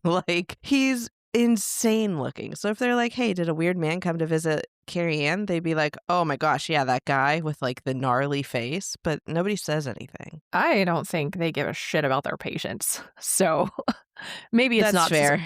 Maybe it's not surprising that they didn't take note. Yeah, they probably weren't even paying attention. It's just an not well enough paid, exhausted staff that just does not care about these people. That's probably true as well. And we should note, too, Carrie Ann has a really odd way of talking. It's kind of monotone and it's kind of childish. I haven't been replicating it, but it's worth trying here. So she says, talking about her visitor, she says, and boy, I just want to do what's-ever so he says me to do. And if'n he told me to take a jumpy out a window, I'd surely do. Just happy as peaches to watch the ground as it come up to meet me. Or if'n he told me to kill you right here in the room with my bare hand, I'd surely do. Just happy as peaches to watch your heavy heart go pop, pop, and your eyes to go all to blood. Harker, to her credit, takes this very well. And she asks if she had a special doll that looked just like her. And then Carrie Ann says, nope, and you don't remember neither, you dirtsy, flirtsy old angel bitch. And I gotta say, 8 years of catatonic status has not dulled her vocabulary or her insults. So I mentioned that I wanted to talk about just a touch here about the way that these characters communicate. And I think that what you called attention to here, where they're in fantastic insults with a combination of a childish way of speaking, it's because that childish way of speaking, that's the real Carrie Ann. She was put into a catatonic state when she was a little girl. And then those evil little bits that come through, those are the devil's words. So it's a mixture of the devil and the human coming out together. And to kind of prove the point further, later in the movie, we find out that the mom tells Harker that the devil controls what she forgets and what she doesn't. And Carrie Ann in this moment says she doesn't remember the doll, and she says, and you don't remember neither. So it's the devil telling her, and you don't remember having a doll either. He's just kind of rubbing it in her face a little bit, even though she can't remember. And I have to say, I think it's really effective when you have like a cutesy little character who's saying like the most fucked up shit. Like my youngest used to do this thing where if you warned him about something, like, you know, you have to hold my hand when you're crossing the street, or don't sit on the chair like that, or because you'll fall, or whatever. If you said anything like that, he would stop everything and just be like, why? What's going to happen? Am I going to die? Am I going to get squished? Is all my blood going to come out? And like, you're like, well, yes, that is why I'm telling you not to run out in the street so you don't get hit by a car. But why do you gotta say it like that in like the cutest little voice when it's like the darkest thing you've ever heard? Oh my gosh, it's so funny. That's so true. And it's funny because my favorite Dungeons and Dragons characters to play, because I like to be like kind of crazy off the wall, a little chaotic in my characters, but I like to be scary and childish at the same time. So that's my one gnome character. She's supposed to be terrifying, but also like the sweetest. Like she buys everybody cookies and she worships the devil. Like it's a little bit of both, and I just love that combo so much. Oh yeah, it's a classic. After this terrifying, adorable interaction, we see Harker in a bathroom, and she is staring in the mirror and she's breathing heavily. So she does seem to have been impacted by all of this. And then it cuts to Longlegs, and he's sitting on a mattress on a floor in like a basement or like a shitty house. And he has like red lights in the room. And then there's these odd posters on the wall. Yeah, so the posters on the wall, it's the same. All the songs that we've heard, or at least most of the rock songs that we've heard throughout this movie, are by the band T-Rex. And that poster on the wall is of the lead singer of that band. Oh, okay. I don't know why I thought it was like Alice Cooper or something. Well, I mean, it's a rock band, so it is very similar to that same time period. But the top hat specifically with that hair, it's the lead singer of T-Rex. But yeah, same time period, same like influence kind of thing. That poster also kind of low-key looked like the Babadook. Oh, without a doubt. Like it gives Babadook or like the Hat Man vibes. I'll talk about at the end why they picked the band T-Rex and all that. But yeah, it's a well done choice, I think. Whether that was intentional or not, it gives spooky vibes. Yeah, it definitely does. Longlegs, as he's sitting there, is reading a book, and then the camera kind of shows other parts of the room, including what looks like that same workshop that we saw with that vision of the little girl where Longlegs was looking at her in the mirror, and then he put the veil over her. In the next scene, Carter is talking through what they know and trying to puzzle out why exactly Longlegs would randomly come back to visit a near comatose sole survivor of a previous attack of his, and why she would wake up after that. Harker points out that she came out of the catatonic state the same day that they found the doll, but Carter is sure that that's a coincidence. And then he says that they opened the ball from the inside of that doll's head and there was nothing in it. So yeah, I think you're right. When they found her and picked up that doll, that's when she woke up. And then does the fact that they opened the doll's brain, quote unquote, does that change something? I think it does. And I'm piecing together here that maybe that is why Longlegs had to come back and visit her that next day, because the ball was destroyed. So the control that he and the devil had over her was gone. So he probably went back and planted something in her room, is my guess, like another ball or something to control her. Oh, okay. Yeah, that would make sense. Harker says that in some cultures, dolls are used in magic to control people. And Carter says, so what? He kills them with a doll from somewhere else? How? A remote control? He's just a man. He's not a witch doctor. And then he asks how Longlegs knows her name. And she says she doesn't know. And then Carter says that the investigation was cold until she joined. And he asks her what she's hiding from him. And then he says, I revisited your file. When was the last time you talked to your mother? And she asks what her mother has to do with the case. And he says that one day before Harker's 9th birthday, which is on the 14th, there was a police report that her mother filed. And then Carter says that her mother gave a description of a trespasser who was tall and pale. And he asks if she remembers someone at her house that looked like that. And she says she doesn't know. And so he's like, well, go talk to your mom. And it's wild to me. He's so close to kind of figuring it out. Like, obviously, magic doesn't exist, blah, blah, blah, blah, blah. But, like, in his head, that's what he thinks right now. Like, these people aren't magically being controlled by anything. But, like, he's so close to figuring out that, 1, Harker's involved. 2, it happens on 9th birthdays. 3, on the 14th. But he just doesn't, like, he's so close, but he doesn't piece together that his daughter has her 9th birthday coming up on the 14th. And his partner is potentially involved in this. Like, come on, man. You're so close. I know. It's insane. It's insane that he's like, they're giant red flags and he's just like, do, do, do, do, do. Probably because he thinks like, oh, okay, well, I know what's going on. So, and I have no ill will or, intent to harm my family. So we'll be fine. But like, oh, man. Yeah.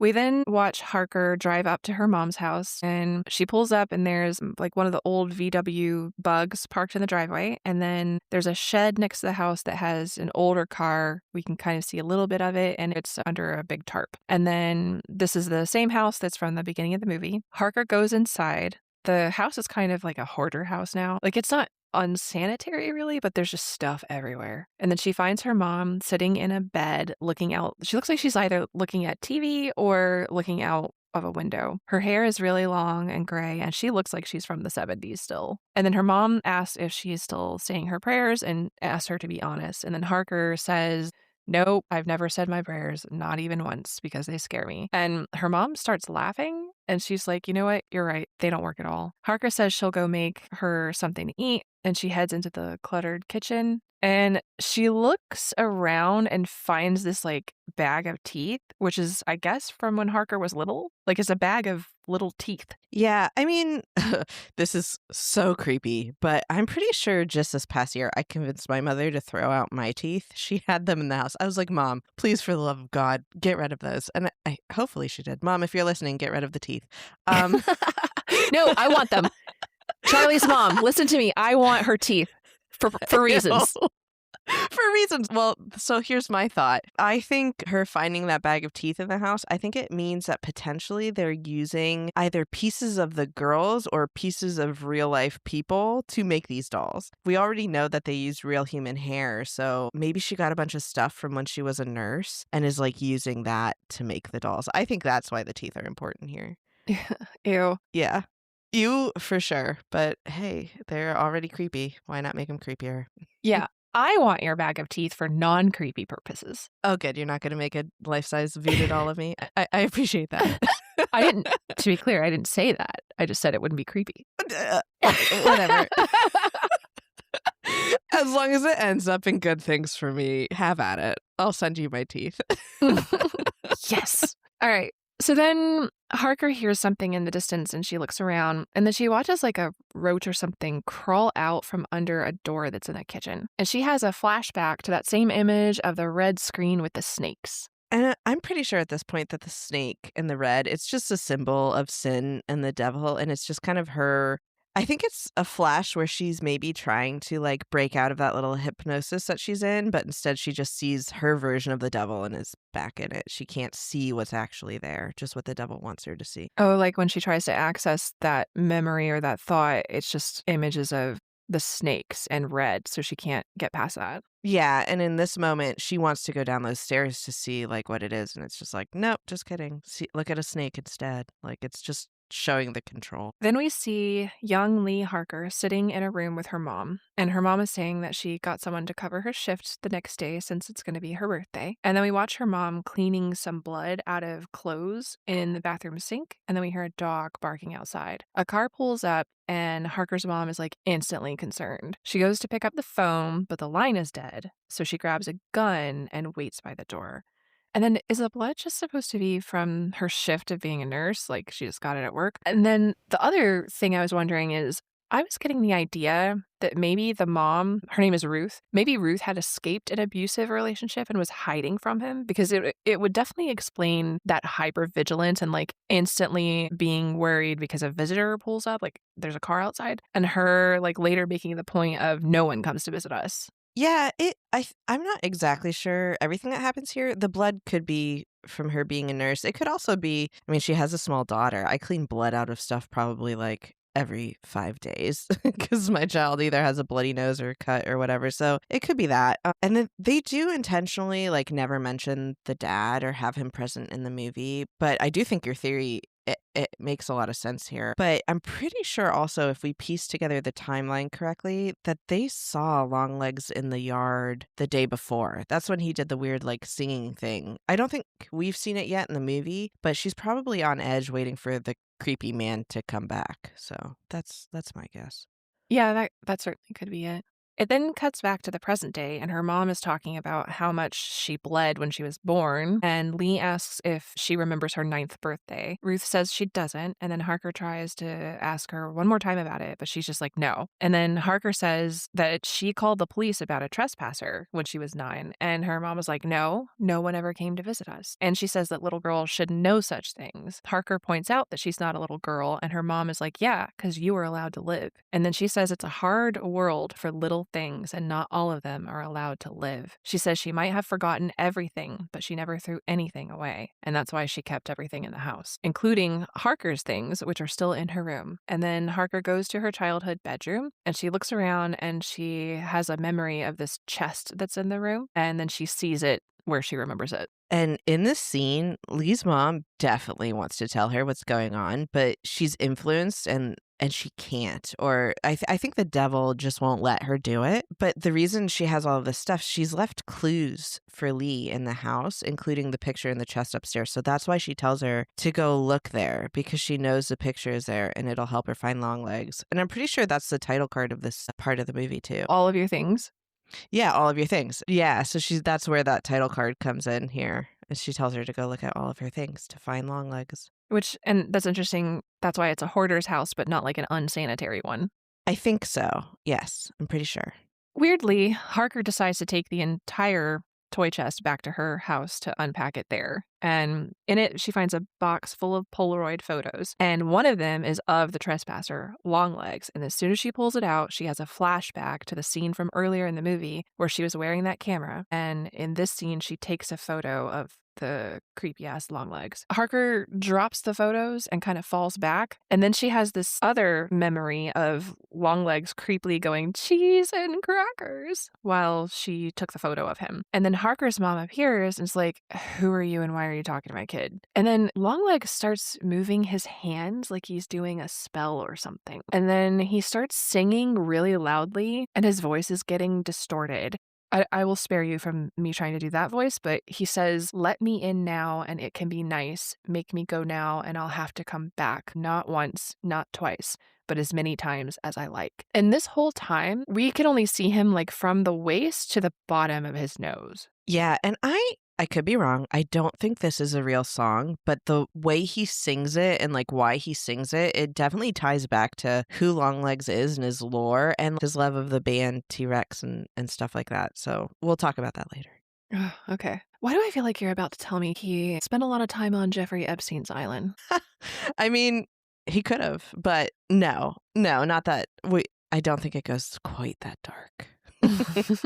Yeah, Longlegs is less dark than that evil man. Which is sad. The horrors of reality are worse than the horrors of movies. I really hope they catch him someday. It cuts back to the present day, and Harker pulls up to Carter's house, and she shows him the photo that she had in her toy chest, and she tells him where she found it. Carter says he wants to bring her mom in for questioning, but Harker says they can just start with the photo. And then it cuts back to the red basement, but Longlegs is no longer there. We see shots of the workspace with the doll parts, including a metal ball. And then it shows one of the porcelain doll heads, and then it kind of focuses on that doll head, and then the face starts to fade into Longlegs' face as he's standing outside by a bus stop. And wow, like his face really does look like that. The makeup they did on him is so good. Yeah, fun fact, it took them 2.5 hours every morning of filming to do that makeup on him. So that was his morning routine. I believe it. And then as he's standing there, suddenly we can hear distant sirens coming at him from both sides of the street. He sets down his suitcases, and so apparently he was going to flee, and then he puts his hands up in the air, and an FBI agent gets out of a car and tells him to get on the ground. And I actually loved the implication of this because it's kind of a fun, subtle joke. So we know that they were going to put up a poster with his picture to try to track him down. And then the very next scene is just dozens of cops showing up from both ends of a street to get him. And so the implication here is that it took seconds to track him down, even in the 90s, because literally everyone called the cops like, oh yeah, I've seen this gross, ugly fuck. Yes, his face is definitely like very recognizable. And I agree that they find him very quickly. But the director openly admits that he stole the idea of Longlegs just giving himself up to the police the same way that the murderer does in the movie Seven. So that, and he says it was important that it had to happen because he had to meet Lee Harker. And that was like going to be one of the most important scenes of the movie. So this is the way to do it. Okay. Yeah. Yeah, that makes sense. Although, but I guess you already said he's in conflict with himself because it looks like he was preparing to flee, but then he gave up very easily. Yes, he is in conflict to flee and like in conflict with himself and probably wants to flee. But we'll talk about it more, that like duality of this character. Yeah. In the next scene, we can see his face on a video screen. And he is in an interrogation room. And then I guess we haven't actually described what his face looks like in great detail. Yeah, so his face, it looks like it wants to be human, but like something is wrong with it. And it's scarred up. And then like his nose is huge. His cheeks are kind of skewed. His face is definitely not symmetrical. He has this long hair that's curly, but it's completely white at this point. And he wears this white makeup powder on his face. And there's a reason for all of this that I don't want to reveal yet.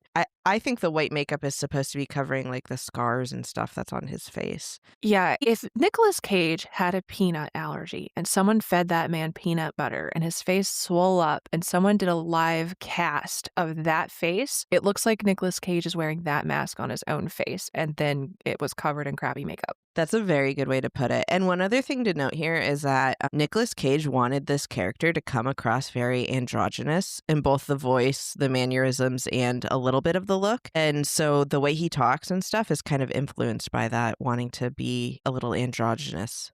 Yeah. And then on the camera, we hear an agent tell him to state his name for the record. And Longlegs says Dale Ferdinand Cobble. And then we can see a room full of other agents watching the recording of the interview on a TV. And Agent Lee Harker is also in the room. The agent on the camera asks if he calls himself Longlegs. And Longlegs just asks when he will get to see Lee. And then the agent asks how he knows her. And he says he's a friend of a friend of a friend. And this friend wants me to say, "Happy birthday, Lee Harker." And he wants you all to know that he'll be there and you'll be there and you'll be there. And then he starts very creepily singing the happy birthday song. He's kind of laughing, but like laughing weepily through this. And then Agent Browning, who we met earlier, pauses the recording. And then she says that this kept going for 24 minutes. This is a fun fact. Again, there is rumor, and I say rumor because I could not find this interview or this footage directly, but people have said that the director is quoted saying that this 24 additional minutes of footage actually exists of Nick Cage singing Happy Birthday. I need it. I need it. I know. I need this footage. I will look deeper for it. It's probably out there. But yeah, they say that he was just so in his element that they just let him go and it lasted for 24 minutes. So hopefully it exists somewhere. This would give me such goosebumps, but I still want to watch it. I wonder, they're making a sequel, aren't they? They are, but he won't be in it. Nicolas Cage said he will never play a serial killer psycho character again, that it's too dark and it's not his thing. So I don't think he'll be coming back. But I mean, they could still use this footage, though. They could. And I do wonder at the end, which we talk about, they cut a little bit of a scene. It's probably from that same 25 minutes of footage of him singing Happy Birthday. So they gave us a little peek at it.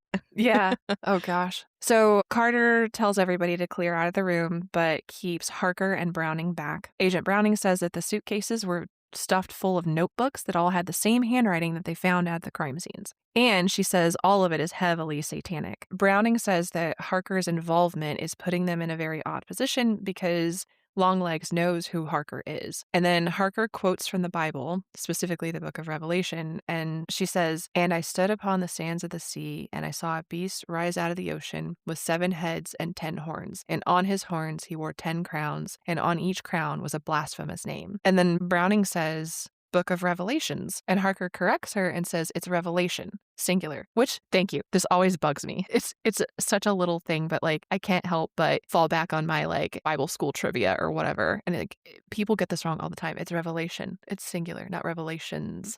Yes, but also speaking of this Book of Revelation quote here, they say that the beast rises up out of the ocean with 7 heads and 10 horns. And I believe later in this movie, they say that Harker's mom was the 7th head that they chose. So she's the 7th person to do this. So just something to keep in the back of your mind. Oh, interesting. And it's 10 families. It is 10 families, yes. So it all lines up in that way. For serial killer logic, I guess. Harker says that Longlegs must have somebody helping him, and he can't be doing it alone, and it could be more than one person, and it would have to be someone who they felt comfortable letting into their homes, so someone they knew, or a child, or someone who looks like a child. And the other agents are like, well, we've got him, so it's over. And Harker says, no, we're still missing the 13th. And they say, well, that's today, so now what? And she says they can expect his accomplice to kill at least one more family, and Cobble is the only one who knows who.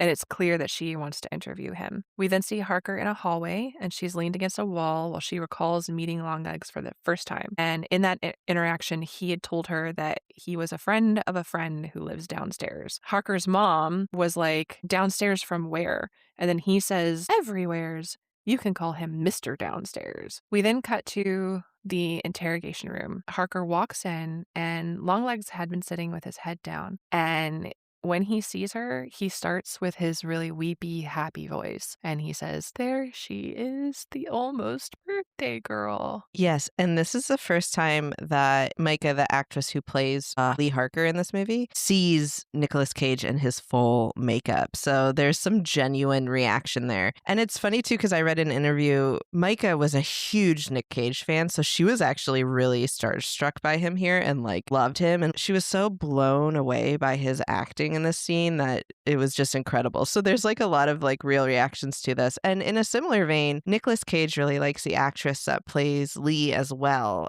He really liked her in her role in It Follows. So they had a little star-studded moment here, and they wished that they could have acted together more in this movie, but they did not. So one, I love when movies do that. And two, that is the only thing I knew about the background of this movie. And I thought it was so cool because his makeup is just so insane and he really transforms as a character.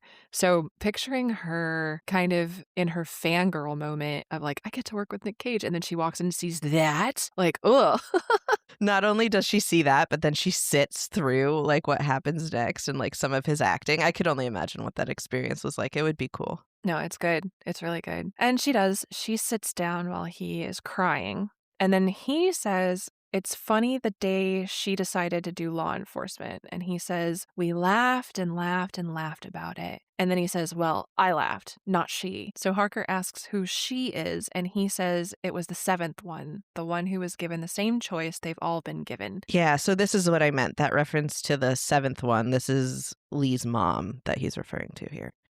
So Longlegs says the choice was to accept the gift and destroy it, destroy yourselves, and then, or keep it and bow down. And then he says, bow all the way down and get right down to the dirty, dirty work. Work that gets dirty as it cleans, like a mop, like a rag. And he exaggerates it. And I think classic Nicolas Cage kind of surfaces here in the monologue. But honestly, he doesn't seem like Nicolas Cage anywhere else. Like, he definitely transforms for this role. I definitely saw Nicolas Cage in a little bit in this scene. I was like, oh, there he is. But it works. It works so well. I was okay with it. It's really well done. Yeah, I think it makes it creepier because it's that uncanny valley bit. Yes, without a doubt. And I mean, Nicolas Cage is a little creepy in himself sometimes, so why not? In a way that we respect. Oh, without a doubt. Yes, for sure. Without a doubt. Harker manages to rally herself and she asks who has been helping him. And then he goes knock, knock on the farmhouse door, and a nice lady with a Bible who says, congratulations, you've been selected. You may now collect your gift from the church. It says right here on the orders, right here from the man downstairs. The Camera family farmhouse will be so bright and white, you can't miss it. And he is saying this in like an over enthusiastic way. It's almost like it's an infomercial or something. And he's also kind of like rocking and spinning himself in a circle as he does this. Harker asks him what he said to Carrie Ann in the hospital. And he says, "Oh, but Lee, your house was even whiter when I came to visit." And she asks if that visit happened on January 13th in 1974. He says house number 8 was whiter than a fish's throat or tits. And he says that's how he knew that the work they were doing was immaculate. She says that his work is over now and he's going to be in there for the rest of his life. And then he suddenly stops the circular spinning thing he was doing. And he says, "Yes, I am done, but I won't only be in here. I'll be a little bit of everywhere, waiting in the wings, in my father's wings." And then he gets super dreamy eyed and he sighs. And she asks who has been helping. And he says he will let her get started now. And then she asks who the man downstairs is. And then Longlegs gets really still and he says, "Why don't you ask your mommy?" She says her mom doesn't know anything. And then he says, "Hail Satan," and starts smashing his own head into the table violently until his face is smashed in and bones are sticking out and exposed. And then he stops moving as blood just pours from his skull, and then Harker throws herself back against the wall as other agents rush in. And the scene is just insane.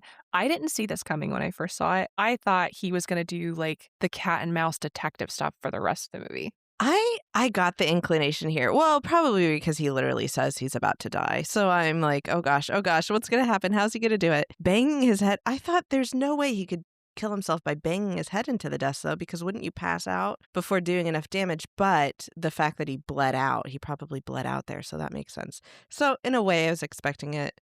In a way, I wasn't. But this scene is nuts. And this is why I wanted to wait to mention the duality thing until after this scene, because I think it is so prevalent here. Because you said he's like really excited and happy to see Lee, but he's also weeping. And there's like that bit where he almost seems fatherly towards her and like that he loves her. Like he talks to her and says happy birthday to her in a way that seems like he's kind of her dad, which we learn he lived downstairs her entire life. And there's no other father figure in her life. So in a way, he probably did develop some emotions for this daughter. So there's that duality. And then there's the duality of like, okay, I'm worshiping Satan. I love Satan, but also I don't want to be here. I don't want to be doing this. This isn't who I am. I'm being controlled, which reads into the I want to die, but I don't want to die because I'm human, but I'm so ready to die because I don't want to do this anymore. So there's just like so much happening in the scene that's insane. And I really like it. I think it's cool. Yeah, it's very good.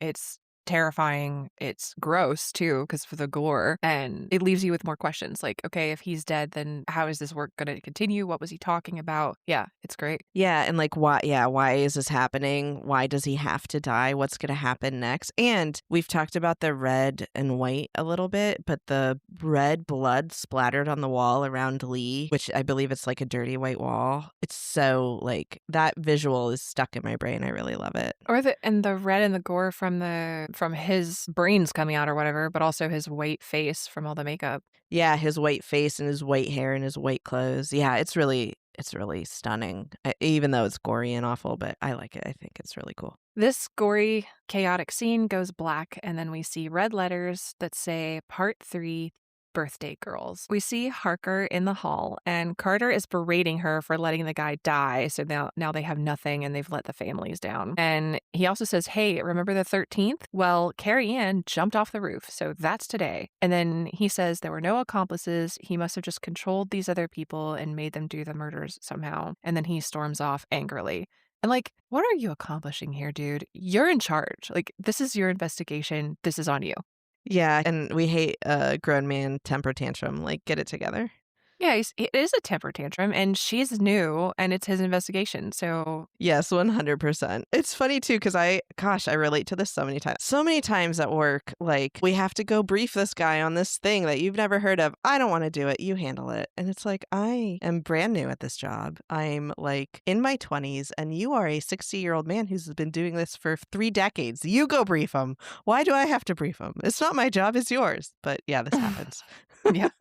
Many such cases. We then see Agent Browning driving Harker home. She says she wasn't going to let her drive after what she saw today. And as they pull up to Harker's house, Browning says, how do you want to do this? And Harker says she will go in and tell her mom that she wants to bring her in to help identify the accomplices. Harker heads toward the house, looking for her mom. Meanwhile, outside, we watch Agent Browning watching the house from her car, and then we can see the trees in the background, and suddenly a figure just melts out of the background. And I definitely did not see this until she first moved. I really liked this. I might have saw her like a split second before she moved, just because you could tell that they want you to see something in the background. But I definitely didn't see her at first, and I really like the way that like she kind of just like melts out of the scenery and then comes around the corner. Yeah, it's really good. And then we can see that it's Harker's mom. And we see Agent Browning is kind of focusing on the car that's parked in the shed, the one that has the tarp over it. And then all of a sudden, Harker's mom shoots Browning in the head with a shotgun. And Harker hears this and looks outside just in time to see her mother fire another shot into the car, and blood gets sprayed everywhere. Harker goes outside to try to find her mom, who has run away from the car. And then we see her mom standing in the yard with a life-size doll that looks just like Harker when she was little. And her mom is wearing like a nun habit, like a nun outfit. Her mom says, "You caught him, now he's free." And then Harker says, "It's over and he's dead." And then her mom says, "You're free now too, baby girl." And then she shoots the doll in the head. We watch the doll's head explode. And then at the same time, we can see Harker grab her own head. And it looks like a cloud of black smoke leaves her skull as she's kind of shaking her head.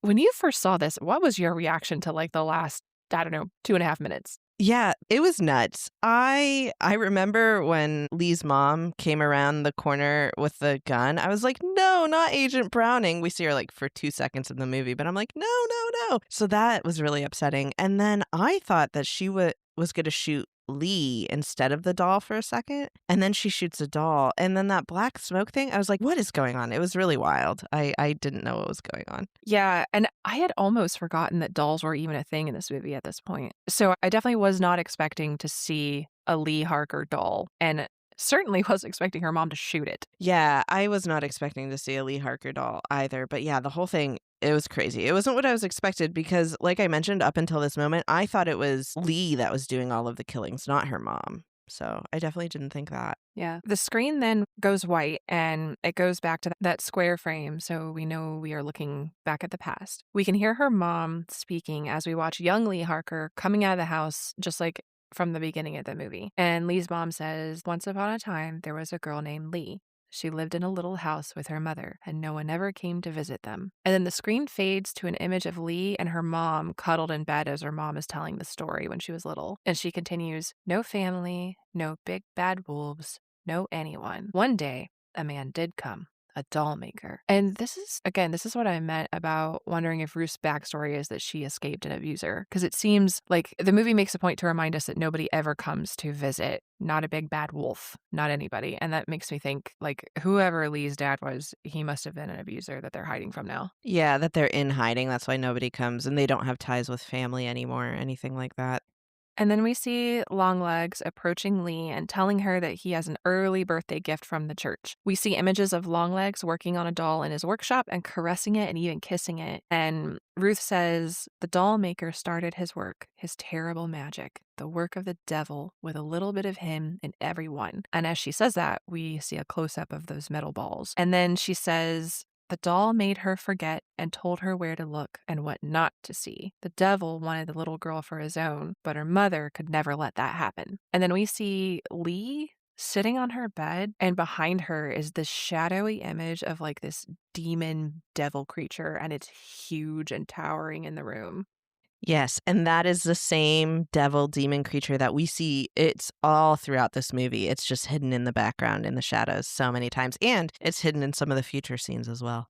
Then we see Longlegs tying up Ruth, and Longlegs is telling Ruth that this is all her fault and that this is all happening because of her. And then we see the black veiled doll thing sitting on the couch watching, and its eyes are glowing. Her mom says that she begged for her life to be spared, and she said that in exchange she would help him. And then we see that same scene from earlier where Longlegs is putting the veil on a little girl, only now we know it's not Carrie Ann, it was Lee Harker. And her mom says she used to work as a nurse, but now her work would be murdering families. And then we watch Ruth coming down the stairs to the workshop in a nun outfit. Her mom explains that she would knock on the farmhouse doors and families would let her in because they thought she was from the church. They would unveil the doll where the devil was waiting inside. And then all she had to do was watch and make sure that it happened the way that he wanted it to, and that was the deal. It then pans out to her mom and young Lee Harker sitting in that bed telling the story. And then we watch that scene fade and we see present day Lee Harker on a bed alone and waking up. There's a phone ringing from somewhere.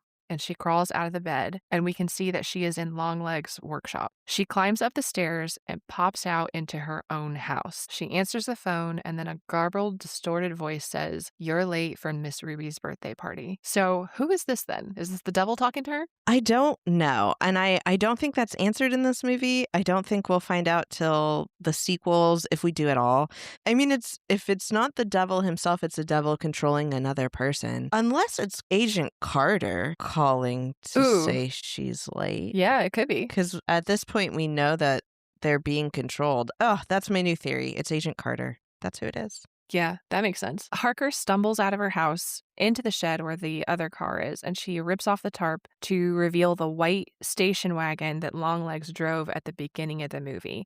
And then she races to Ruby's house in this car. And did you notice that? So she's driving Longlegs' car, and there's that scene where Longlegs is kind of like hunched over screaming that we talked about earlier. She's driving the car the exact same way Longlegs does, and she screams in the exact same position that he screams the like mommy daddy thing. Yes, I did notice that. Yeah, it looks exactly the same. And maybe just more back to like the devil's influence and how he's influencing them the same way. Maybe a little bit about that dad bit. And now I personally don't subscribe to Longlegs being her dad, but he could be. Or just being the father figure in the house and them having those similarities and mannerisms and things. I don't know. I just think it's cool. He's like, I'm not the stepfather. I'm the father who stepped up. I mean, he was somebody before the devil found him, so he could be. But you think the mom would recognize. You think she'd know. Yeah, maybe. That would be interesting. So she gets to Ruby's house, and both the parents answer, and they say that she's just in time for presents. She goes inside, and she sees her mom in the nun outfit sitting on the couch. Harker says, "Carter, no, that's my mom. She's the accomplice." And Carter screams at her to sit down, but his voice sounds very otherworldly. So like the devil is already working. And I think this definitely gives credence to your theory that it was Carter who called her. Anna, Carter's wife, asks what Ruth's name is again, and she says, "Don't mind me, I'm just a friend of a friend." And that's when Harker notices that Ruby is sitting next to a life-size doll of herself. Ruby's mom suggests that it's cake time, and Carter says, "Yeah, I'll find something to cut up the cakes." And he has this like really twisted and far off look. His wife like squeaks, like makes a squeaking noise. And then Carter says, "What was that, honey?" And then she says, "I was just saying, do you have to?" And then he cuts her off to sarcastically say, "Do I have to cut up the cakes? Yeah, it was your stupid fucking suggestion." It seems like no one's fully in control of themselves, and Harker can't seem to move in this scene. Ruth says, like kind of quietly, "The woman is already dead and the little girl will be next." It's almost like they're watching a play and they can't do anything about it. I know. This scene was infuriating to me. I was like, Lee, just do something, do something, do something. But the scene was painful. It was literally painful. Yeah. But I mean, I think that means it's well done, right? Because you're just like screaming, knowing what's going to happen, but nobody's fixing it. Yeah. Yeah. It's pissing you off in a good way. Exactly. It's doing what the director wanted it to do. Carter asks Anna to join him in the kitchen, and she says, "I'm sorry, I'll be right back." And then he says, "No, I'll be right back. You'll still be in the kitchen," which they're telling you that he's about to murder her. And it's like, no, it's like, I don't know, like you said, painful and pissing you off. They both get up and go to the kitchen, and her mom says all three of them have to die. Harker says, "Mom, why are you doing this?" And then her mom says, "If they don't die, we will burn and twist in hell forever. I'm doing this for you, just like I've always done." And then we see flashbacks of her crying in the car with blood on her hands. And she says, "So that a little girl named Lee would be allowed to grow up, and that makes it all right. I'll do it again and again and again and again." And then we hear Anna being stabbed in the kitchen, and Ruth says, "I'll do it until I stand on the sand of the sea and I see a beast rise up." It then cuts to an image of Ruth from the past, and she's covered in blood, and she's standing outdoors in the twilight, and she's raising her hands to look at her blood-soaked self as she says, "Hail Satan." Harker can now move, and she goes to grab Ruby right as Carter stumbles toward them. Harker shoots him, and Lee's mom tells her to move away from the girl. And then Lee says, "Mom, please." And then Ruth pulls a knife out from her bag and starts to charge at Harker. And then I think her voice gets like really deep, and Ruth is screaming, "Don't call me." And then Harker shoots her in the head. And she shoots her, and it kind of ends the chaos for a second. There was no black smoke that came out of Ruth's head, right?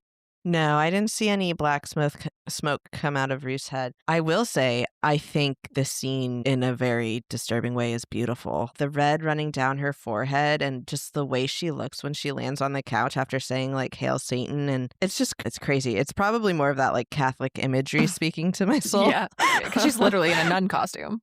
Literally, but I just thought it was really well done. And yeah, the voice that's coming out of her is super distorted. And so I do think like the devil has taken her over in that moment and telling her to do this. Or why is she saying don't call me mom? Because it's not her in that moment, it's the devil. And he's like, "Don't call me that." But he's like, "Call me daddy."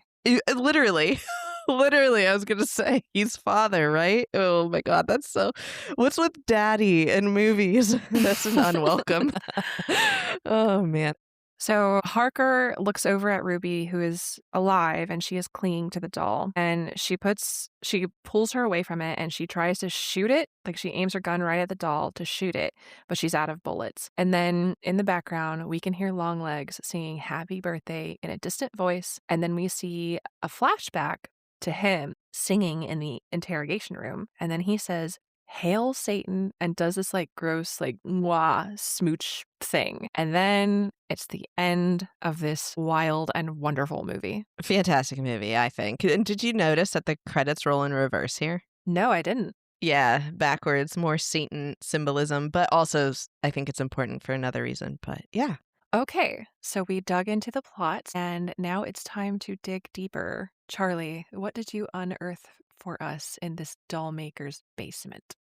All right, so first, we have to talk about what the director's intent of this movie was, and more importantly, if not most importantly, we have to talk about his parents. So Oz Perkins is the son of Anthony Perkins, who is the actor who plays Norman Bates in the original Psycho movie. My God, I did know this, like way back in I completely forgot about this. I remember reading about it and being like, "Oh my God, that's crazy. He was never going to be normal." 100%. It is nuts. And it only gets crazier. So that's his dad. And his mother was Barry Berenson, who was a fashion model. And this is really awful. She was a passenger on American Airlines Flight 11 when it crashed into the Twin Towers. Oh my God. That's awful. I know. It's awful. So she was on the plane. So already there's obviously some trauma here. You can see how horror's obviously always been a part of this man's life. And he actually acted in one of the Psycho sequels as a young Norman Bates at one point. And okay, I just said something really devastating about his past, but this is a funny little fact. He played the nerdy character of David Kidney in Legally Blonde. Well, good. I'm glad he had some joy in his life. Yes. Yeah. So, but all right, let's get into it. Why does it matter who his parents are, and how does it matter more specifically to this movie? And actually, so Oz Perkins, he's not that interested in serial killers or the FBI, and he really doesn't watch many horror movies at all. And in particular, he says he finds true crime to be abhorrent. So this isn't like his wheelhouse. This isn't what he likes to be in. He actually says he's mostly into sports, but he doesn't have time to watch sports anymore. But so the reason he created this movie was to explore family trauma. And specifically, he wanted to explore lies parents tell their kids. And he felt that this movie was the best way to do it. And he says, quote, "A lot of what I do and what I think about is about my parents, their lives and their deaths, their presence and their absences. But besides there's deaths, what about his parents traumatized him?" So we have to talk a little bit about who Anthony Perkins was and how he died. So he died of AIDS complications in 1992. And during his lifetime, he was a closeted man. He was gay. And he received a lot of speculation throughout his life about his sexuality, and it was aired in like various gossip magazines and things like that. And he did have multiple long-term relationships with multiple men in his life before he met Perkins' mother and married her. And Perkins' mom was aware of his father's sexuality, but she stayed with Anthony until he died in 1992, and she kept her husband's sexuality and his illness a secret from her children. And Oh. yes, exactly. So I'm not going to get too much more into Anthony Perkins' sexuality because that's not the main plot of the story. The plot of this story, so this movie, it's focused on the idea that a mother could lie to her children during their entire life, but have good intentions behind that and what that means. So that is what influenced this whole movie, was just like this idea of parents lying, which I think you see at the end of the movie pretty clearly. Oh, yeah, definitely. And it's not a little lie, like for his life. It's not a little lie at all. And oh, God, that's awful. Yeah, it's not a little lie, especially because, I mean, that's kind of the same as like keeping the fact that someone might have cancer away from their kids and not allowing them to like go through the proper, grief steps in their life and coming to the fact that their dad's going to die. Well, and you can kind of understand it a little bit when you think about how politically charged AIDS was. So yes, and how incredibly taboo at the time it was, and how it really was kind of kept hush-hush because it was, just very taboo, like you said. Yeah. But yeah, so that's what he was playing around with, and he was using this movie to process that about his past. And what's interesting is that not only was the director influenced by his parents' past traumas, but a lot of the actors in this movie were as well. So Alicia Witt, who plays Lee Harker's mom, so Ruth Harker in this movie, she got this role shortly after her parents passed away in 2021. And Perkins, the director, did in an interview say that she had mentioned to him that her mother was mentally unsound to an extent. She personally described her parents as fiercely stubborn and beautifully original souls, but they refused her help later in life. And they didn't allow her into their house for, I believe it was over a decade. And as a result, their house fell into like disrepair, and they needed help when they weren't getting it because they weren't allowing people to help them. And they were found dead of suspected cold exposure because the heat had gone out in their home. Oh, no, that's awful. Yes. So that had just happened like right before she was cast for this movie, which is about processing trauma that your parents give you. And so she channeled that in her role when she played Ruth in this movie. And she says, quote, "It felt as though something within me that needed to be released was released and shall forevermore remain within these frames." And she hasn't watched the movie, and she's not going to watch the movie because she doesn't want to see what she personally channeled into it. But she said it was something that she needed and was very therapeutic for her. Oh, wow. That feels like a ritual almost. You know what I mean? It does. It very much does for a lot of these actors and people involved in it as well. Nicolas Cage, he was also inspired by his mother's mental illness, but I'm going to talk about that a little bit more when I talk about the Longlegs character. Oh, no. I'm going to be sad, aren't I? I mean, this whole thing's sad. So yeah, probably. So yeah, to sum all that up, Perkins says in the interview that I've been quoting that, quote, "Longlegs really at its core is a parenting movie. It's a movie that asks the question, is it right or is it wrong to do this and that as a parent?" End quote. That's interesting. I wouldn't think of this as a parenting movie, but it definitely is, like the choices that the mother makes to protect her kid. And I feel like, I don't know, it's not that much of a stretch to imagine a scenario in which I would murder someone to protect one of my kids. But I don't think I would help a serial killer murder entire families, like innocent families and their kids. I don't know where the line is, but it's definitely way before that. That's funny because when you said it doesn't take much for me to imagine a scenario where I would murder, and I'm like, pardon me? And then you said for my kids, which I totally get. I get that. Listeners, Charlie is pretending we haven't had a conversation about murdering people. She's lying. She's not all innocent. Don't believe her. Stop it. The FBI is going to use this in the future. Oh, man. No. But yes, I agree. There has to be a line somewhere. Like, there's got to be a way to protect your daughter, or at least I think I would try to find a way to protect my daughter besides allowing her and myself and our whole family to be influenced by the devil for her entire life. Because, like, her daughter's living, she's living, but, like, at what cost? Because we saw that Lee wanted to be an actress, but then she chose to be in the FBI. And Longlegs says, and we laughed and we laughed and we laughed when she made that decision. So, like, I don't think she chose to be in the FBI. I don't think she chose to live this life. I think the devil did it. So, And they all just found out that the devil is real. That's got to be a hell of a shocker. Like that'll maybe influence the rest of your life for sure. right, for sure. Yeah, it's all crazy. But so that's the reason for this movie. So let's talk a little bit about the plot for a second and clear up some things that might not have made sense. So when you first saw this movie, what did you think Lee's psychic abilities were, or like where did they come from? I thought that the entity who was controlling Longlegs had a way to put some of himself in those dolls to control things, and that as part of the bargain to not take Lee, that entity put some of himself in her head, and that's why you see the smoke come out of Lee's head when the mom shoots the doll. Yes, that is exactly that is what it is. And that entity is a devil. So it actually took me like an embarrassingly long time to figure that out because I think I was approaching this movie from a perspective of like, okay, all of this stuff happens, but it's not supernatural. Like there isn't magic.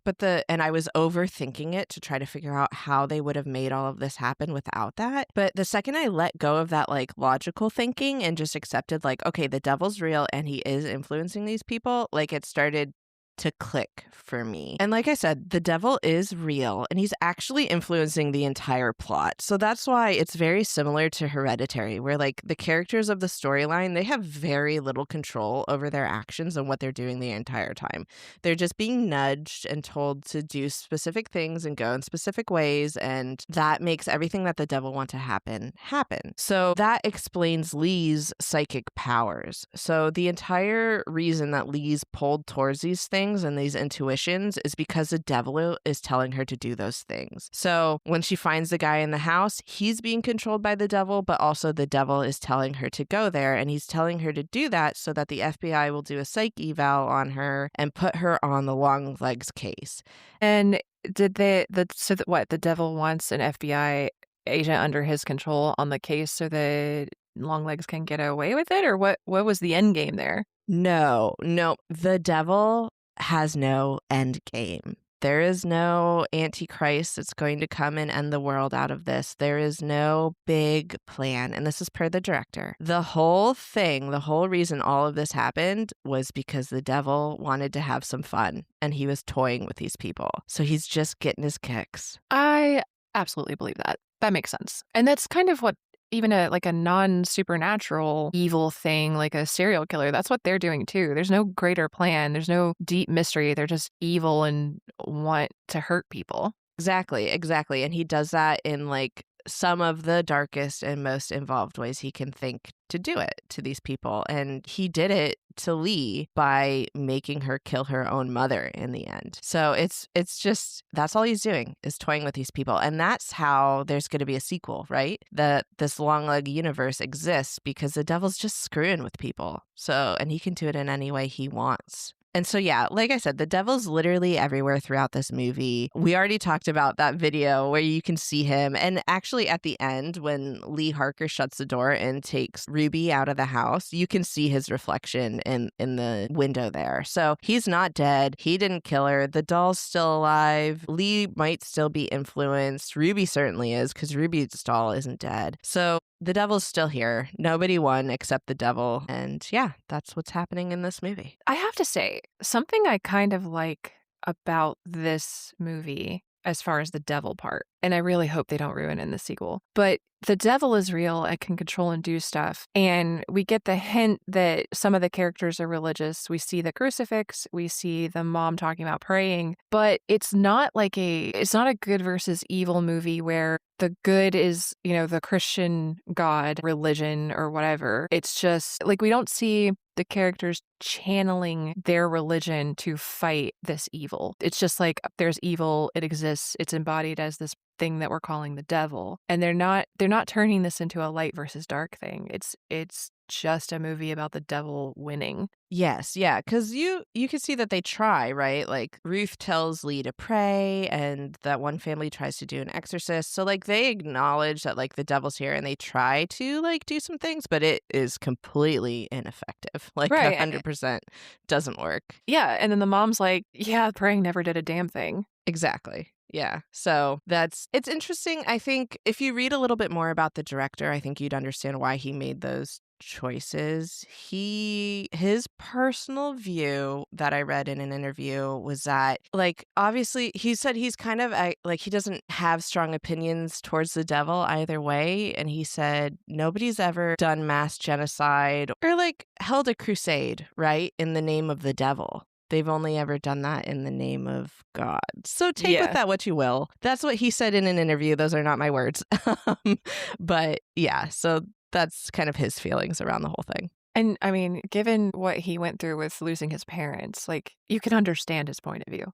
Yeah, this man's obviously been through a lot. So, and like I said, he's using this movie to process some feelings and some emotions, and that's his perspective. So that's why some of those things come across the way they do. That's all I'm saying. On that note, let's talk about something that's more fun, maybe? Let's talk about the dolls in Longlegs. Yes, let's talk about these creepy-ass dolls and the creepy-ass Longlegs character. Okay, so like we said, the dolls were quite literally the devil's way of infiltrating these people's homes and controlling them. And there were two main things that inspired these dolls for the director. The first was a book called The Golden Bough, A Study in Comparative Religions by James George Fraser. And it's just about like ancient tribes or cultures and how they dealt with magic and rituals and gods and belief. And in it, specifically, it talks about voodoo dolls. So these dolls literally were just life-size voodoo dolls that were used to inflict power over these families. So that was the one inspiration, was the voodoo doll and the rituals and the magics that the director found in that specific book. But what's more interesting to me is this other influence. So Perkins, the director, was haunted by the murder of JonBenet Ramsey. And for those of you who aren't familiar, this is the murder of the 6-year-old child who was known for being in pageants. And the murder took place in her family's basement in Colorado. And it's never been solved. But it happened around Christmas. And one of the presents that JonBenet Ramsey got was a large, life-size replica doll of herself wearing her pageant dress. Oh my God. How did I not know that? I've seen like dozens of shows about JonBenet Ramsey and, podcast episodes or whatever. That's chilling. I know. I had the same thought and I was like, wait, really? But now that I think about it, I do remember seeing pictures of this doll. I just didn't nobody ever talked about the fact that a doll was present. Like it just, I don't know. It's not in the forefront of, when you're thinking about this murder. Who do you think killed her? I think it was her little brother and they were covering for him. That's I think my so theory. too. You?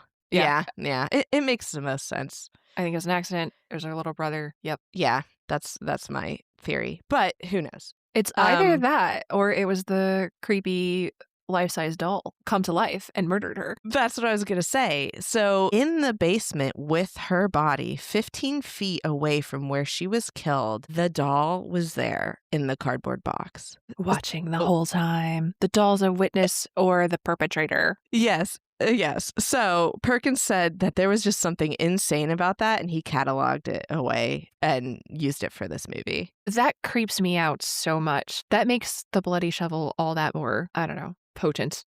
Yes, it is. It is a perfect bloody shovel. Like these dolls are super creepy. And yeah, like the killing of JonBenet Ramsey is one of the most famous murders of all time. Like most people know that one. So to relate the doll back to that, it just gives it an extra layer of chill for sure.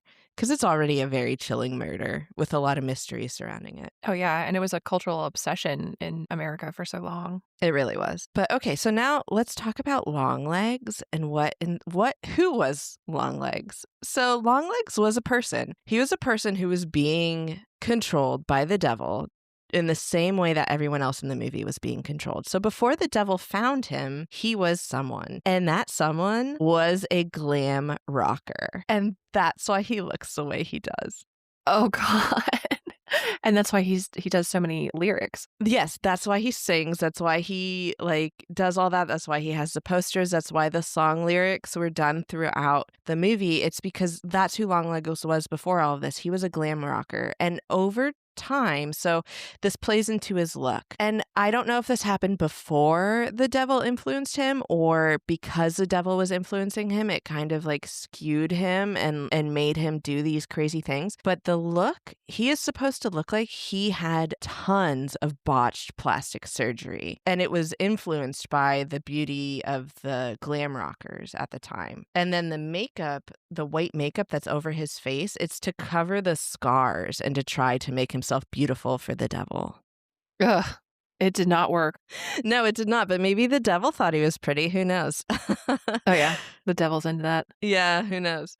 Nicolas Cage, he obviously drew a ton of inspiration from the glam rock aesthetic and just the singing, like we talked about, the lyrics, all of that. And he also drew a lot of inspiration from his mother, who suffered from mental illness throughout his life. He does have a good connection with his mom, or at least a deep connection with his mom, he says, but he channeled her mannerisms and way of speaking into his performance of Longlegs. I love how literally everyone involved in this movie is all just processing their personal trauma as it relates to their parents. I know we say there's some therapeutic things in horror movies, but making a whole movie as part of your therapy, I don't know. This is wild. I love it. And I'm also sad. Yes, I know. It's crazy. But it was clearly incredibly cathartic for all of the people involved in this. At least they say it was. So I think it's cool. I think it is. We say that we use horror movies to kind of process some of the things we went through. It's cool to know that sometimes the actors and the directors do the same thing. So yeah, it's just neat.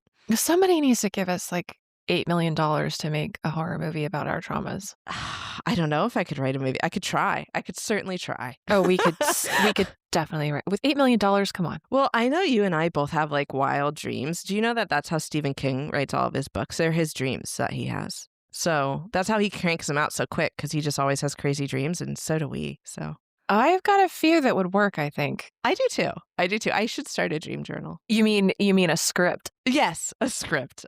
I should start one. One more thing about the character of Longlegs, and actually the dolls as well. So I mentioned that cuckoo that he does is important. Do you know anything about cuckoo birds? Are those the ones that kick the eggs out of the nest and put their they put their own eggs in another bird's nest and kick the other ones out, so the other birds have to raise their young?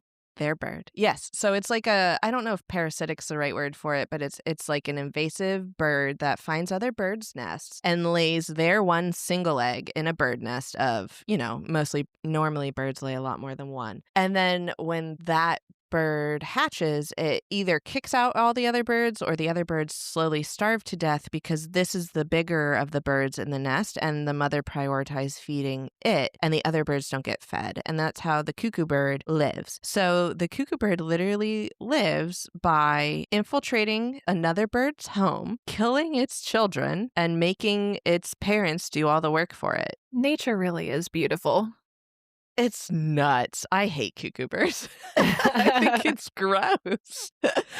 Oh, man. But so you can see how that's what these dolls are. They're the bird eggs that are being laid in the house, and the parents then listen to the doll and take care of the doll and sacrifice their family to do so and allow Satan and the devil to grow. That is really cool. When I was talking about how creepy that scene is with the teenager at the hardware store, and you said this is actually really sad when you think about it, were you referring to the fact that Nick Cage is channeling his mother in that scene where he's flapping his arms and being weird? Oh, no, I'm glad you brought that up because I almost forgot. No, I was actually referring to the fact that before Longlegs became what he is with the devil's influence, he was just a normal man. And now he is this like loner that lives in some person's basement. And his whole life, his whole work is putting evil into dolls and murdering families. And one of the few interactions he had was this girl at the store. He was legitimately, and the director said this in that scene, Longlegs, the character, was just trying to make connection and be funny, but he's so fucked up and distorted from the devil at this point that he's creepy as fuck. So this girl's just like, get away from me. So it's that bit where there is a human still in Longlegs that wants this to just be over and just wants to be a person, and that's why he's like excited to die because he's like ready to be done with it. And yeah, so that's what makes it sad. And that's why he screams for his mommy and daddy to unmake him from the hell of living later. Aw, that is sad. Poor Longlegs. Right? Poor Longlegs, kind of. But yeah, Asterix. asterisks. But yeah, so that's everything about the dolls and Longlegs. And hopefully now that I've talked about all of that, the plot makes a little bit more sense to everybody that was very confused by this movie. It does make more sense. I felt like it made sense enough to enjoy it, but this definitely adds more to it. Yeah, I was just super confused by it when I saw the end, and I was like, oh, there must be more. That's why I was confused. But then once I accepted that, like, oh, there isn't more, this was literally just the devil, like, then it makes sense. So there's one more thing I want to talk about. You know, I love to talk about music, and it's actually a fun little Easter egg, so it's really cool. As far as T-Rex goes, the band T-Rex, Perkins, the director, he saw some similarities with the lyrics, so he started to just listen to T-Rex when he was writing the script for this movie. So that just kind of became like the place he went to and the music he went to while he was working on the script. He was listening to T-Rex, and he had a phone call with Nick Cage specifically about Longlegs, and he said, okay, this is gonna sound weird, but T-Rex. And Nick Cage stopped him and he said, quote, it's amazing you said that because my kid's learning to play guitar, and yesterday I played for him the backwards guitar solo on Cosmic Dancer, Mark Bolan's backwards guitar solo yesterday, who that is T-Rex. So Perkins is like, in that moment, I was like, this is it. That's the right choice. We're using T-Rex's music throughout this movie. That's the influence. And then he told like Nick Cage, he was like, work with that, like do with that what you want, but he is influenced by T-Rex. Okay, I've never heard of T-Rex, if I'm being totally honest. And also, what is a backwards guitar solo? It's literally just an effect where someone does a guitar solo and then they play it backwards, and it just makes it sound different. That's interesting. I never heard of it. Yeah, me neither. As much as I love music, I'm not that musically smart. Oh, no. So yeah. I'm definitely not musically gifted at all. Yeah, me neither. So that's where the music, that's where the influence of that started. It was just because it tied into the Longlegs lore of him being a glam rocker. Some of the lyrics of T-Rex like spoke of some of the things that happened throughout the movie. So that's why they used it. So later, Perkins talked to his sound designer about this, and the sound designer was like, man, wouldn't it be cool if this movie had themes of like hypnotism and mind control? So we put subliminal messaging in the music that's played in this movie. What? Yes. So you know how I mentioned at the end of the movie, the credits roll in reverse? Yes. So if you play the music backwards in this movie, he did taping backwards so that there's literally messages throughout this entire movie. Some of them as simple or as silly as one of them is, quote, give Longlegs a good score on Rotten Tomatoes. So if you play the music backwards, you'll hear that. Oh, I love that. Yes. Yes, it's so funny. So they did some other like more demonic stuff. Like they put in like the Lord's Prayer and some like noises that sounded like maybe like footsteps or heartbeats and things like that to kind of play into it. And he was just like, it would be fun. Maybe people feel like they're being hypnotized when they watch this movie because we put in some subliminal messaging throughout this. And if you play the music backwards, you will hear it. So there is like a lot of Easter eggs and cool things that went into this movie. Yeah, that's really cool. I like that. But that's really all I have. If you are interested, or if you think that like subliminal messaging and those Easter eggs are cool, this movie did a cool thing with its marketing where it released some trailers without saying the name of the movie or what it even was. It was just like short YouTube videos and things like that had the cipher in it. So people went nuts. There's whole Reddit threads before this movie came out where people were deciphering code and finding what it meant. And like some of it was literally just like Hail Satan or just, various devil like things and sayings, like 2-word sayings. And people were putting it together, trying to figure out what it all meant. And it was a lot of fun. And then this movie came out, and I don't know, maybe some people thought the movie was a letdown and after that marketing campaign, and that's where some of the negative criticism comes from. But I think it's fun. I think all the ciphers and all the clues and the Easter eggs are neat. So I appreciated it. That's definitely fun. Yeah. But yeah, so that's all I have. Okay. So Eleanor, what did we dig up today? Do you think this is horror? Is it a tragedy? Is it something else? What do you think? I think it's definitely horror. I think I saw some online commentary saying that this is kind of a fairy tale. I didn't get fairy tale vibes at all. I definitely got horror. It does the cat and mouse serial killer thing, but it has a supernatural element. So to me, this is definitely horror. It's unique horror, and I really enjoyed it. I think it's a neat story, and I'm glad it's out there in the universe. Yeah, I agree. I think this one is definitely horror. I know we had like the back and forth, and the only reason I bring this up is because the director kind of influences from Seven and Silence of the Lambs and other things like that. And we had this discussion with Saw, if this one would be more of a like thriller or suspense or, like crime movie. But I think that supernatural element of it definitely brings it up to the horror level. And then, I mean, the creepy dolls, the possession, Longlegs himself, it's definitely horror. Everything about this movie is creepy and it's dark and unsettling. And I definitely think it's horror. Yeah, and you've got the Dark Lord himself just like toying with people. That has to be horror. And literally just chilling in the background, yeah. So it has to be. I agree. From his point of view, though, I bet this is a comedy. That's true. He's having a good old time getting his kicks and laughs watching, people shoot their moms in the heads. Wild. But yeah. Before we put our shovels down for today, what will we be digging into next week? Next week, we are going to dig into the 1977 film Suspiria. Exciting. I'm pumped for this one. It'll be fun. So that does it for us today, listeners. May the horrors persist. And if therapy isn't working, consider writing a horror movie instead. Thanks for listening to Horror Sandbox. No generative AI was used in the making of this podcast. For show notes, credits, and contact info, check out our website, horrorsandbox.com. You can follow us on Instagram, TikTok, and YouTube at Horror Sandbox. Support us on Patreon at patreon.com/horrorsandbox. Don't forget to like, subscribe, and share this podcast with all the horror fans in your life.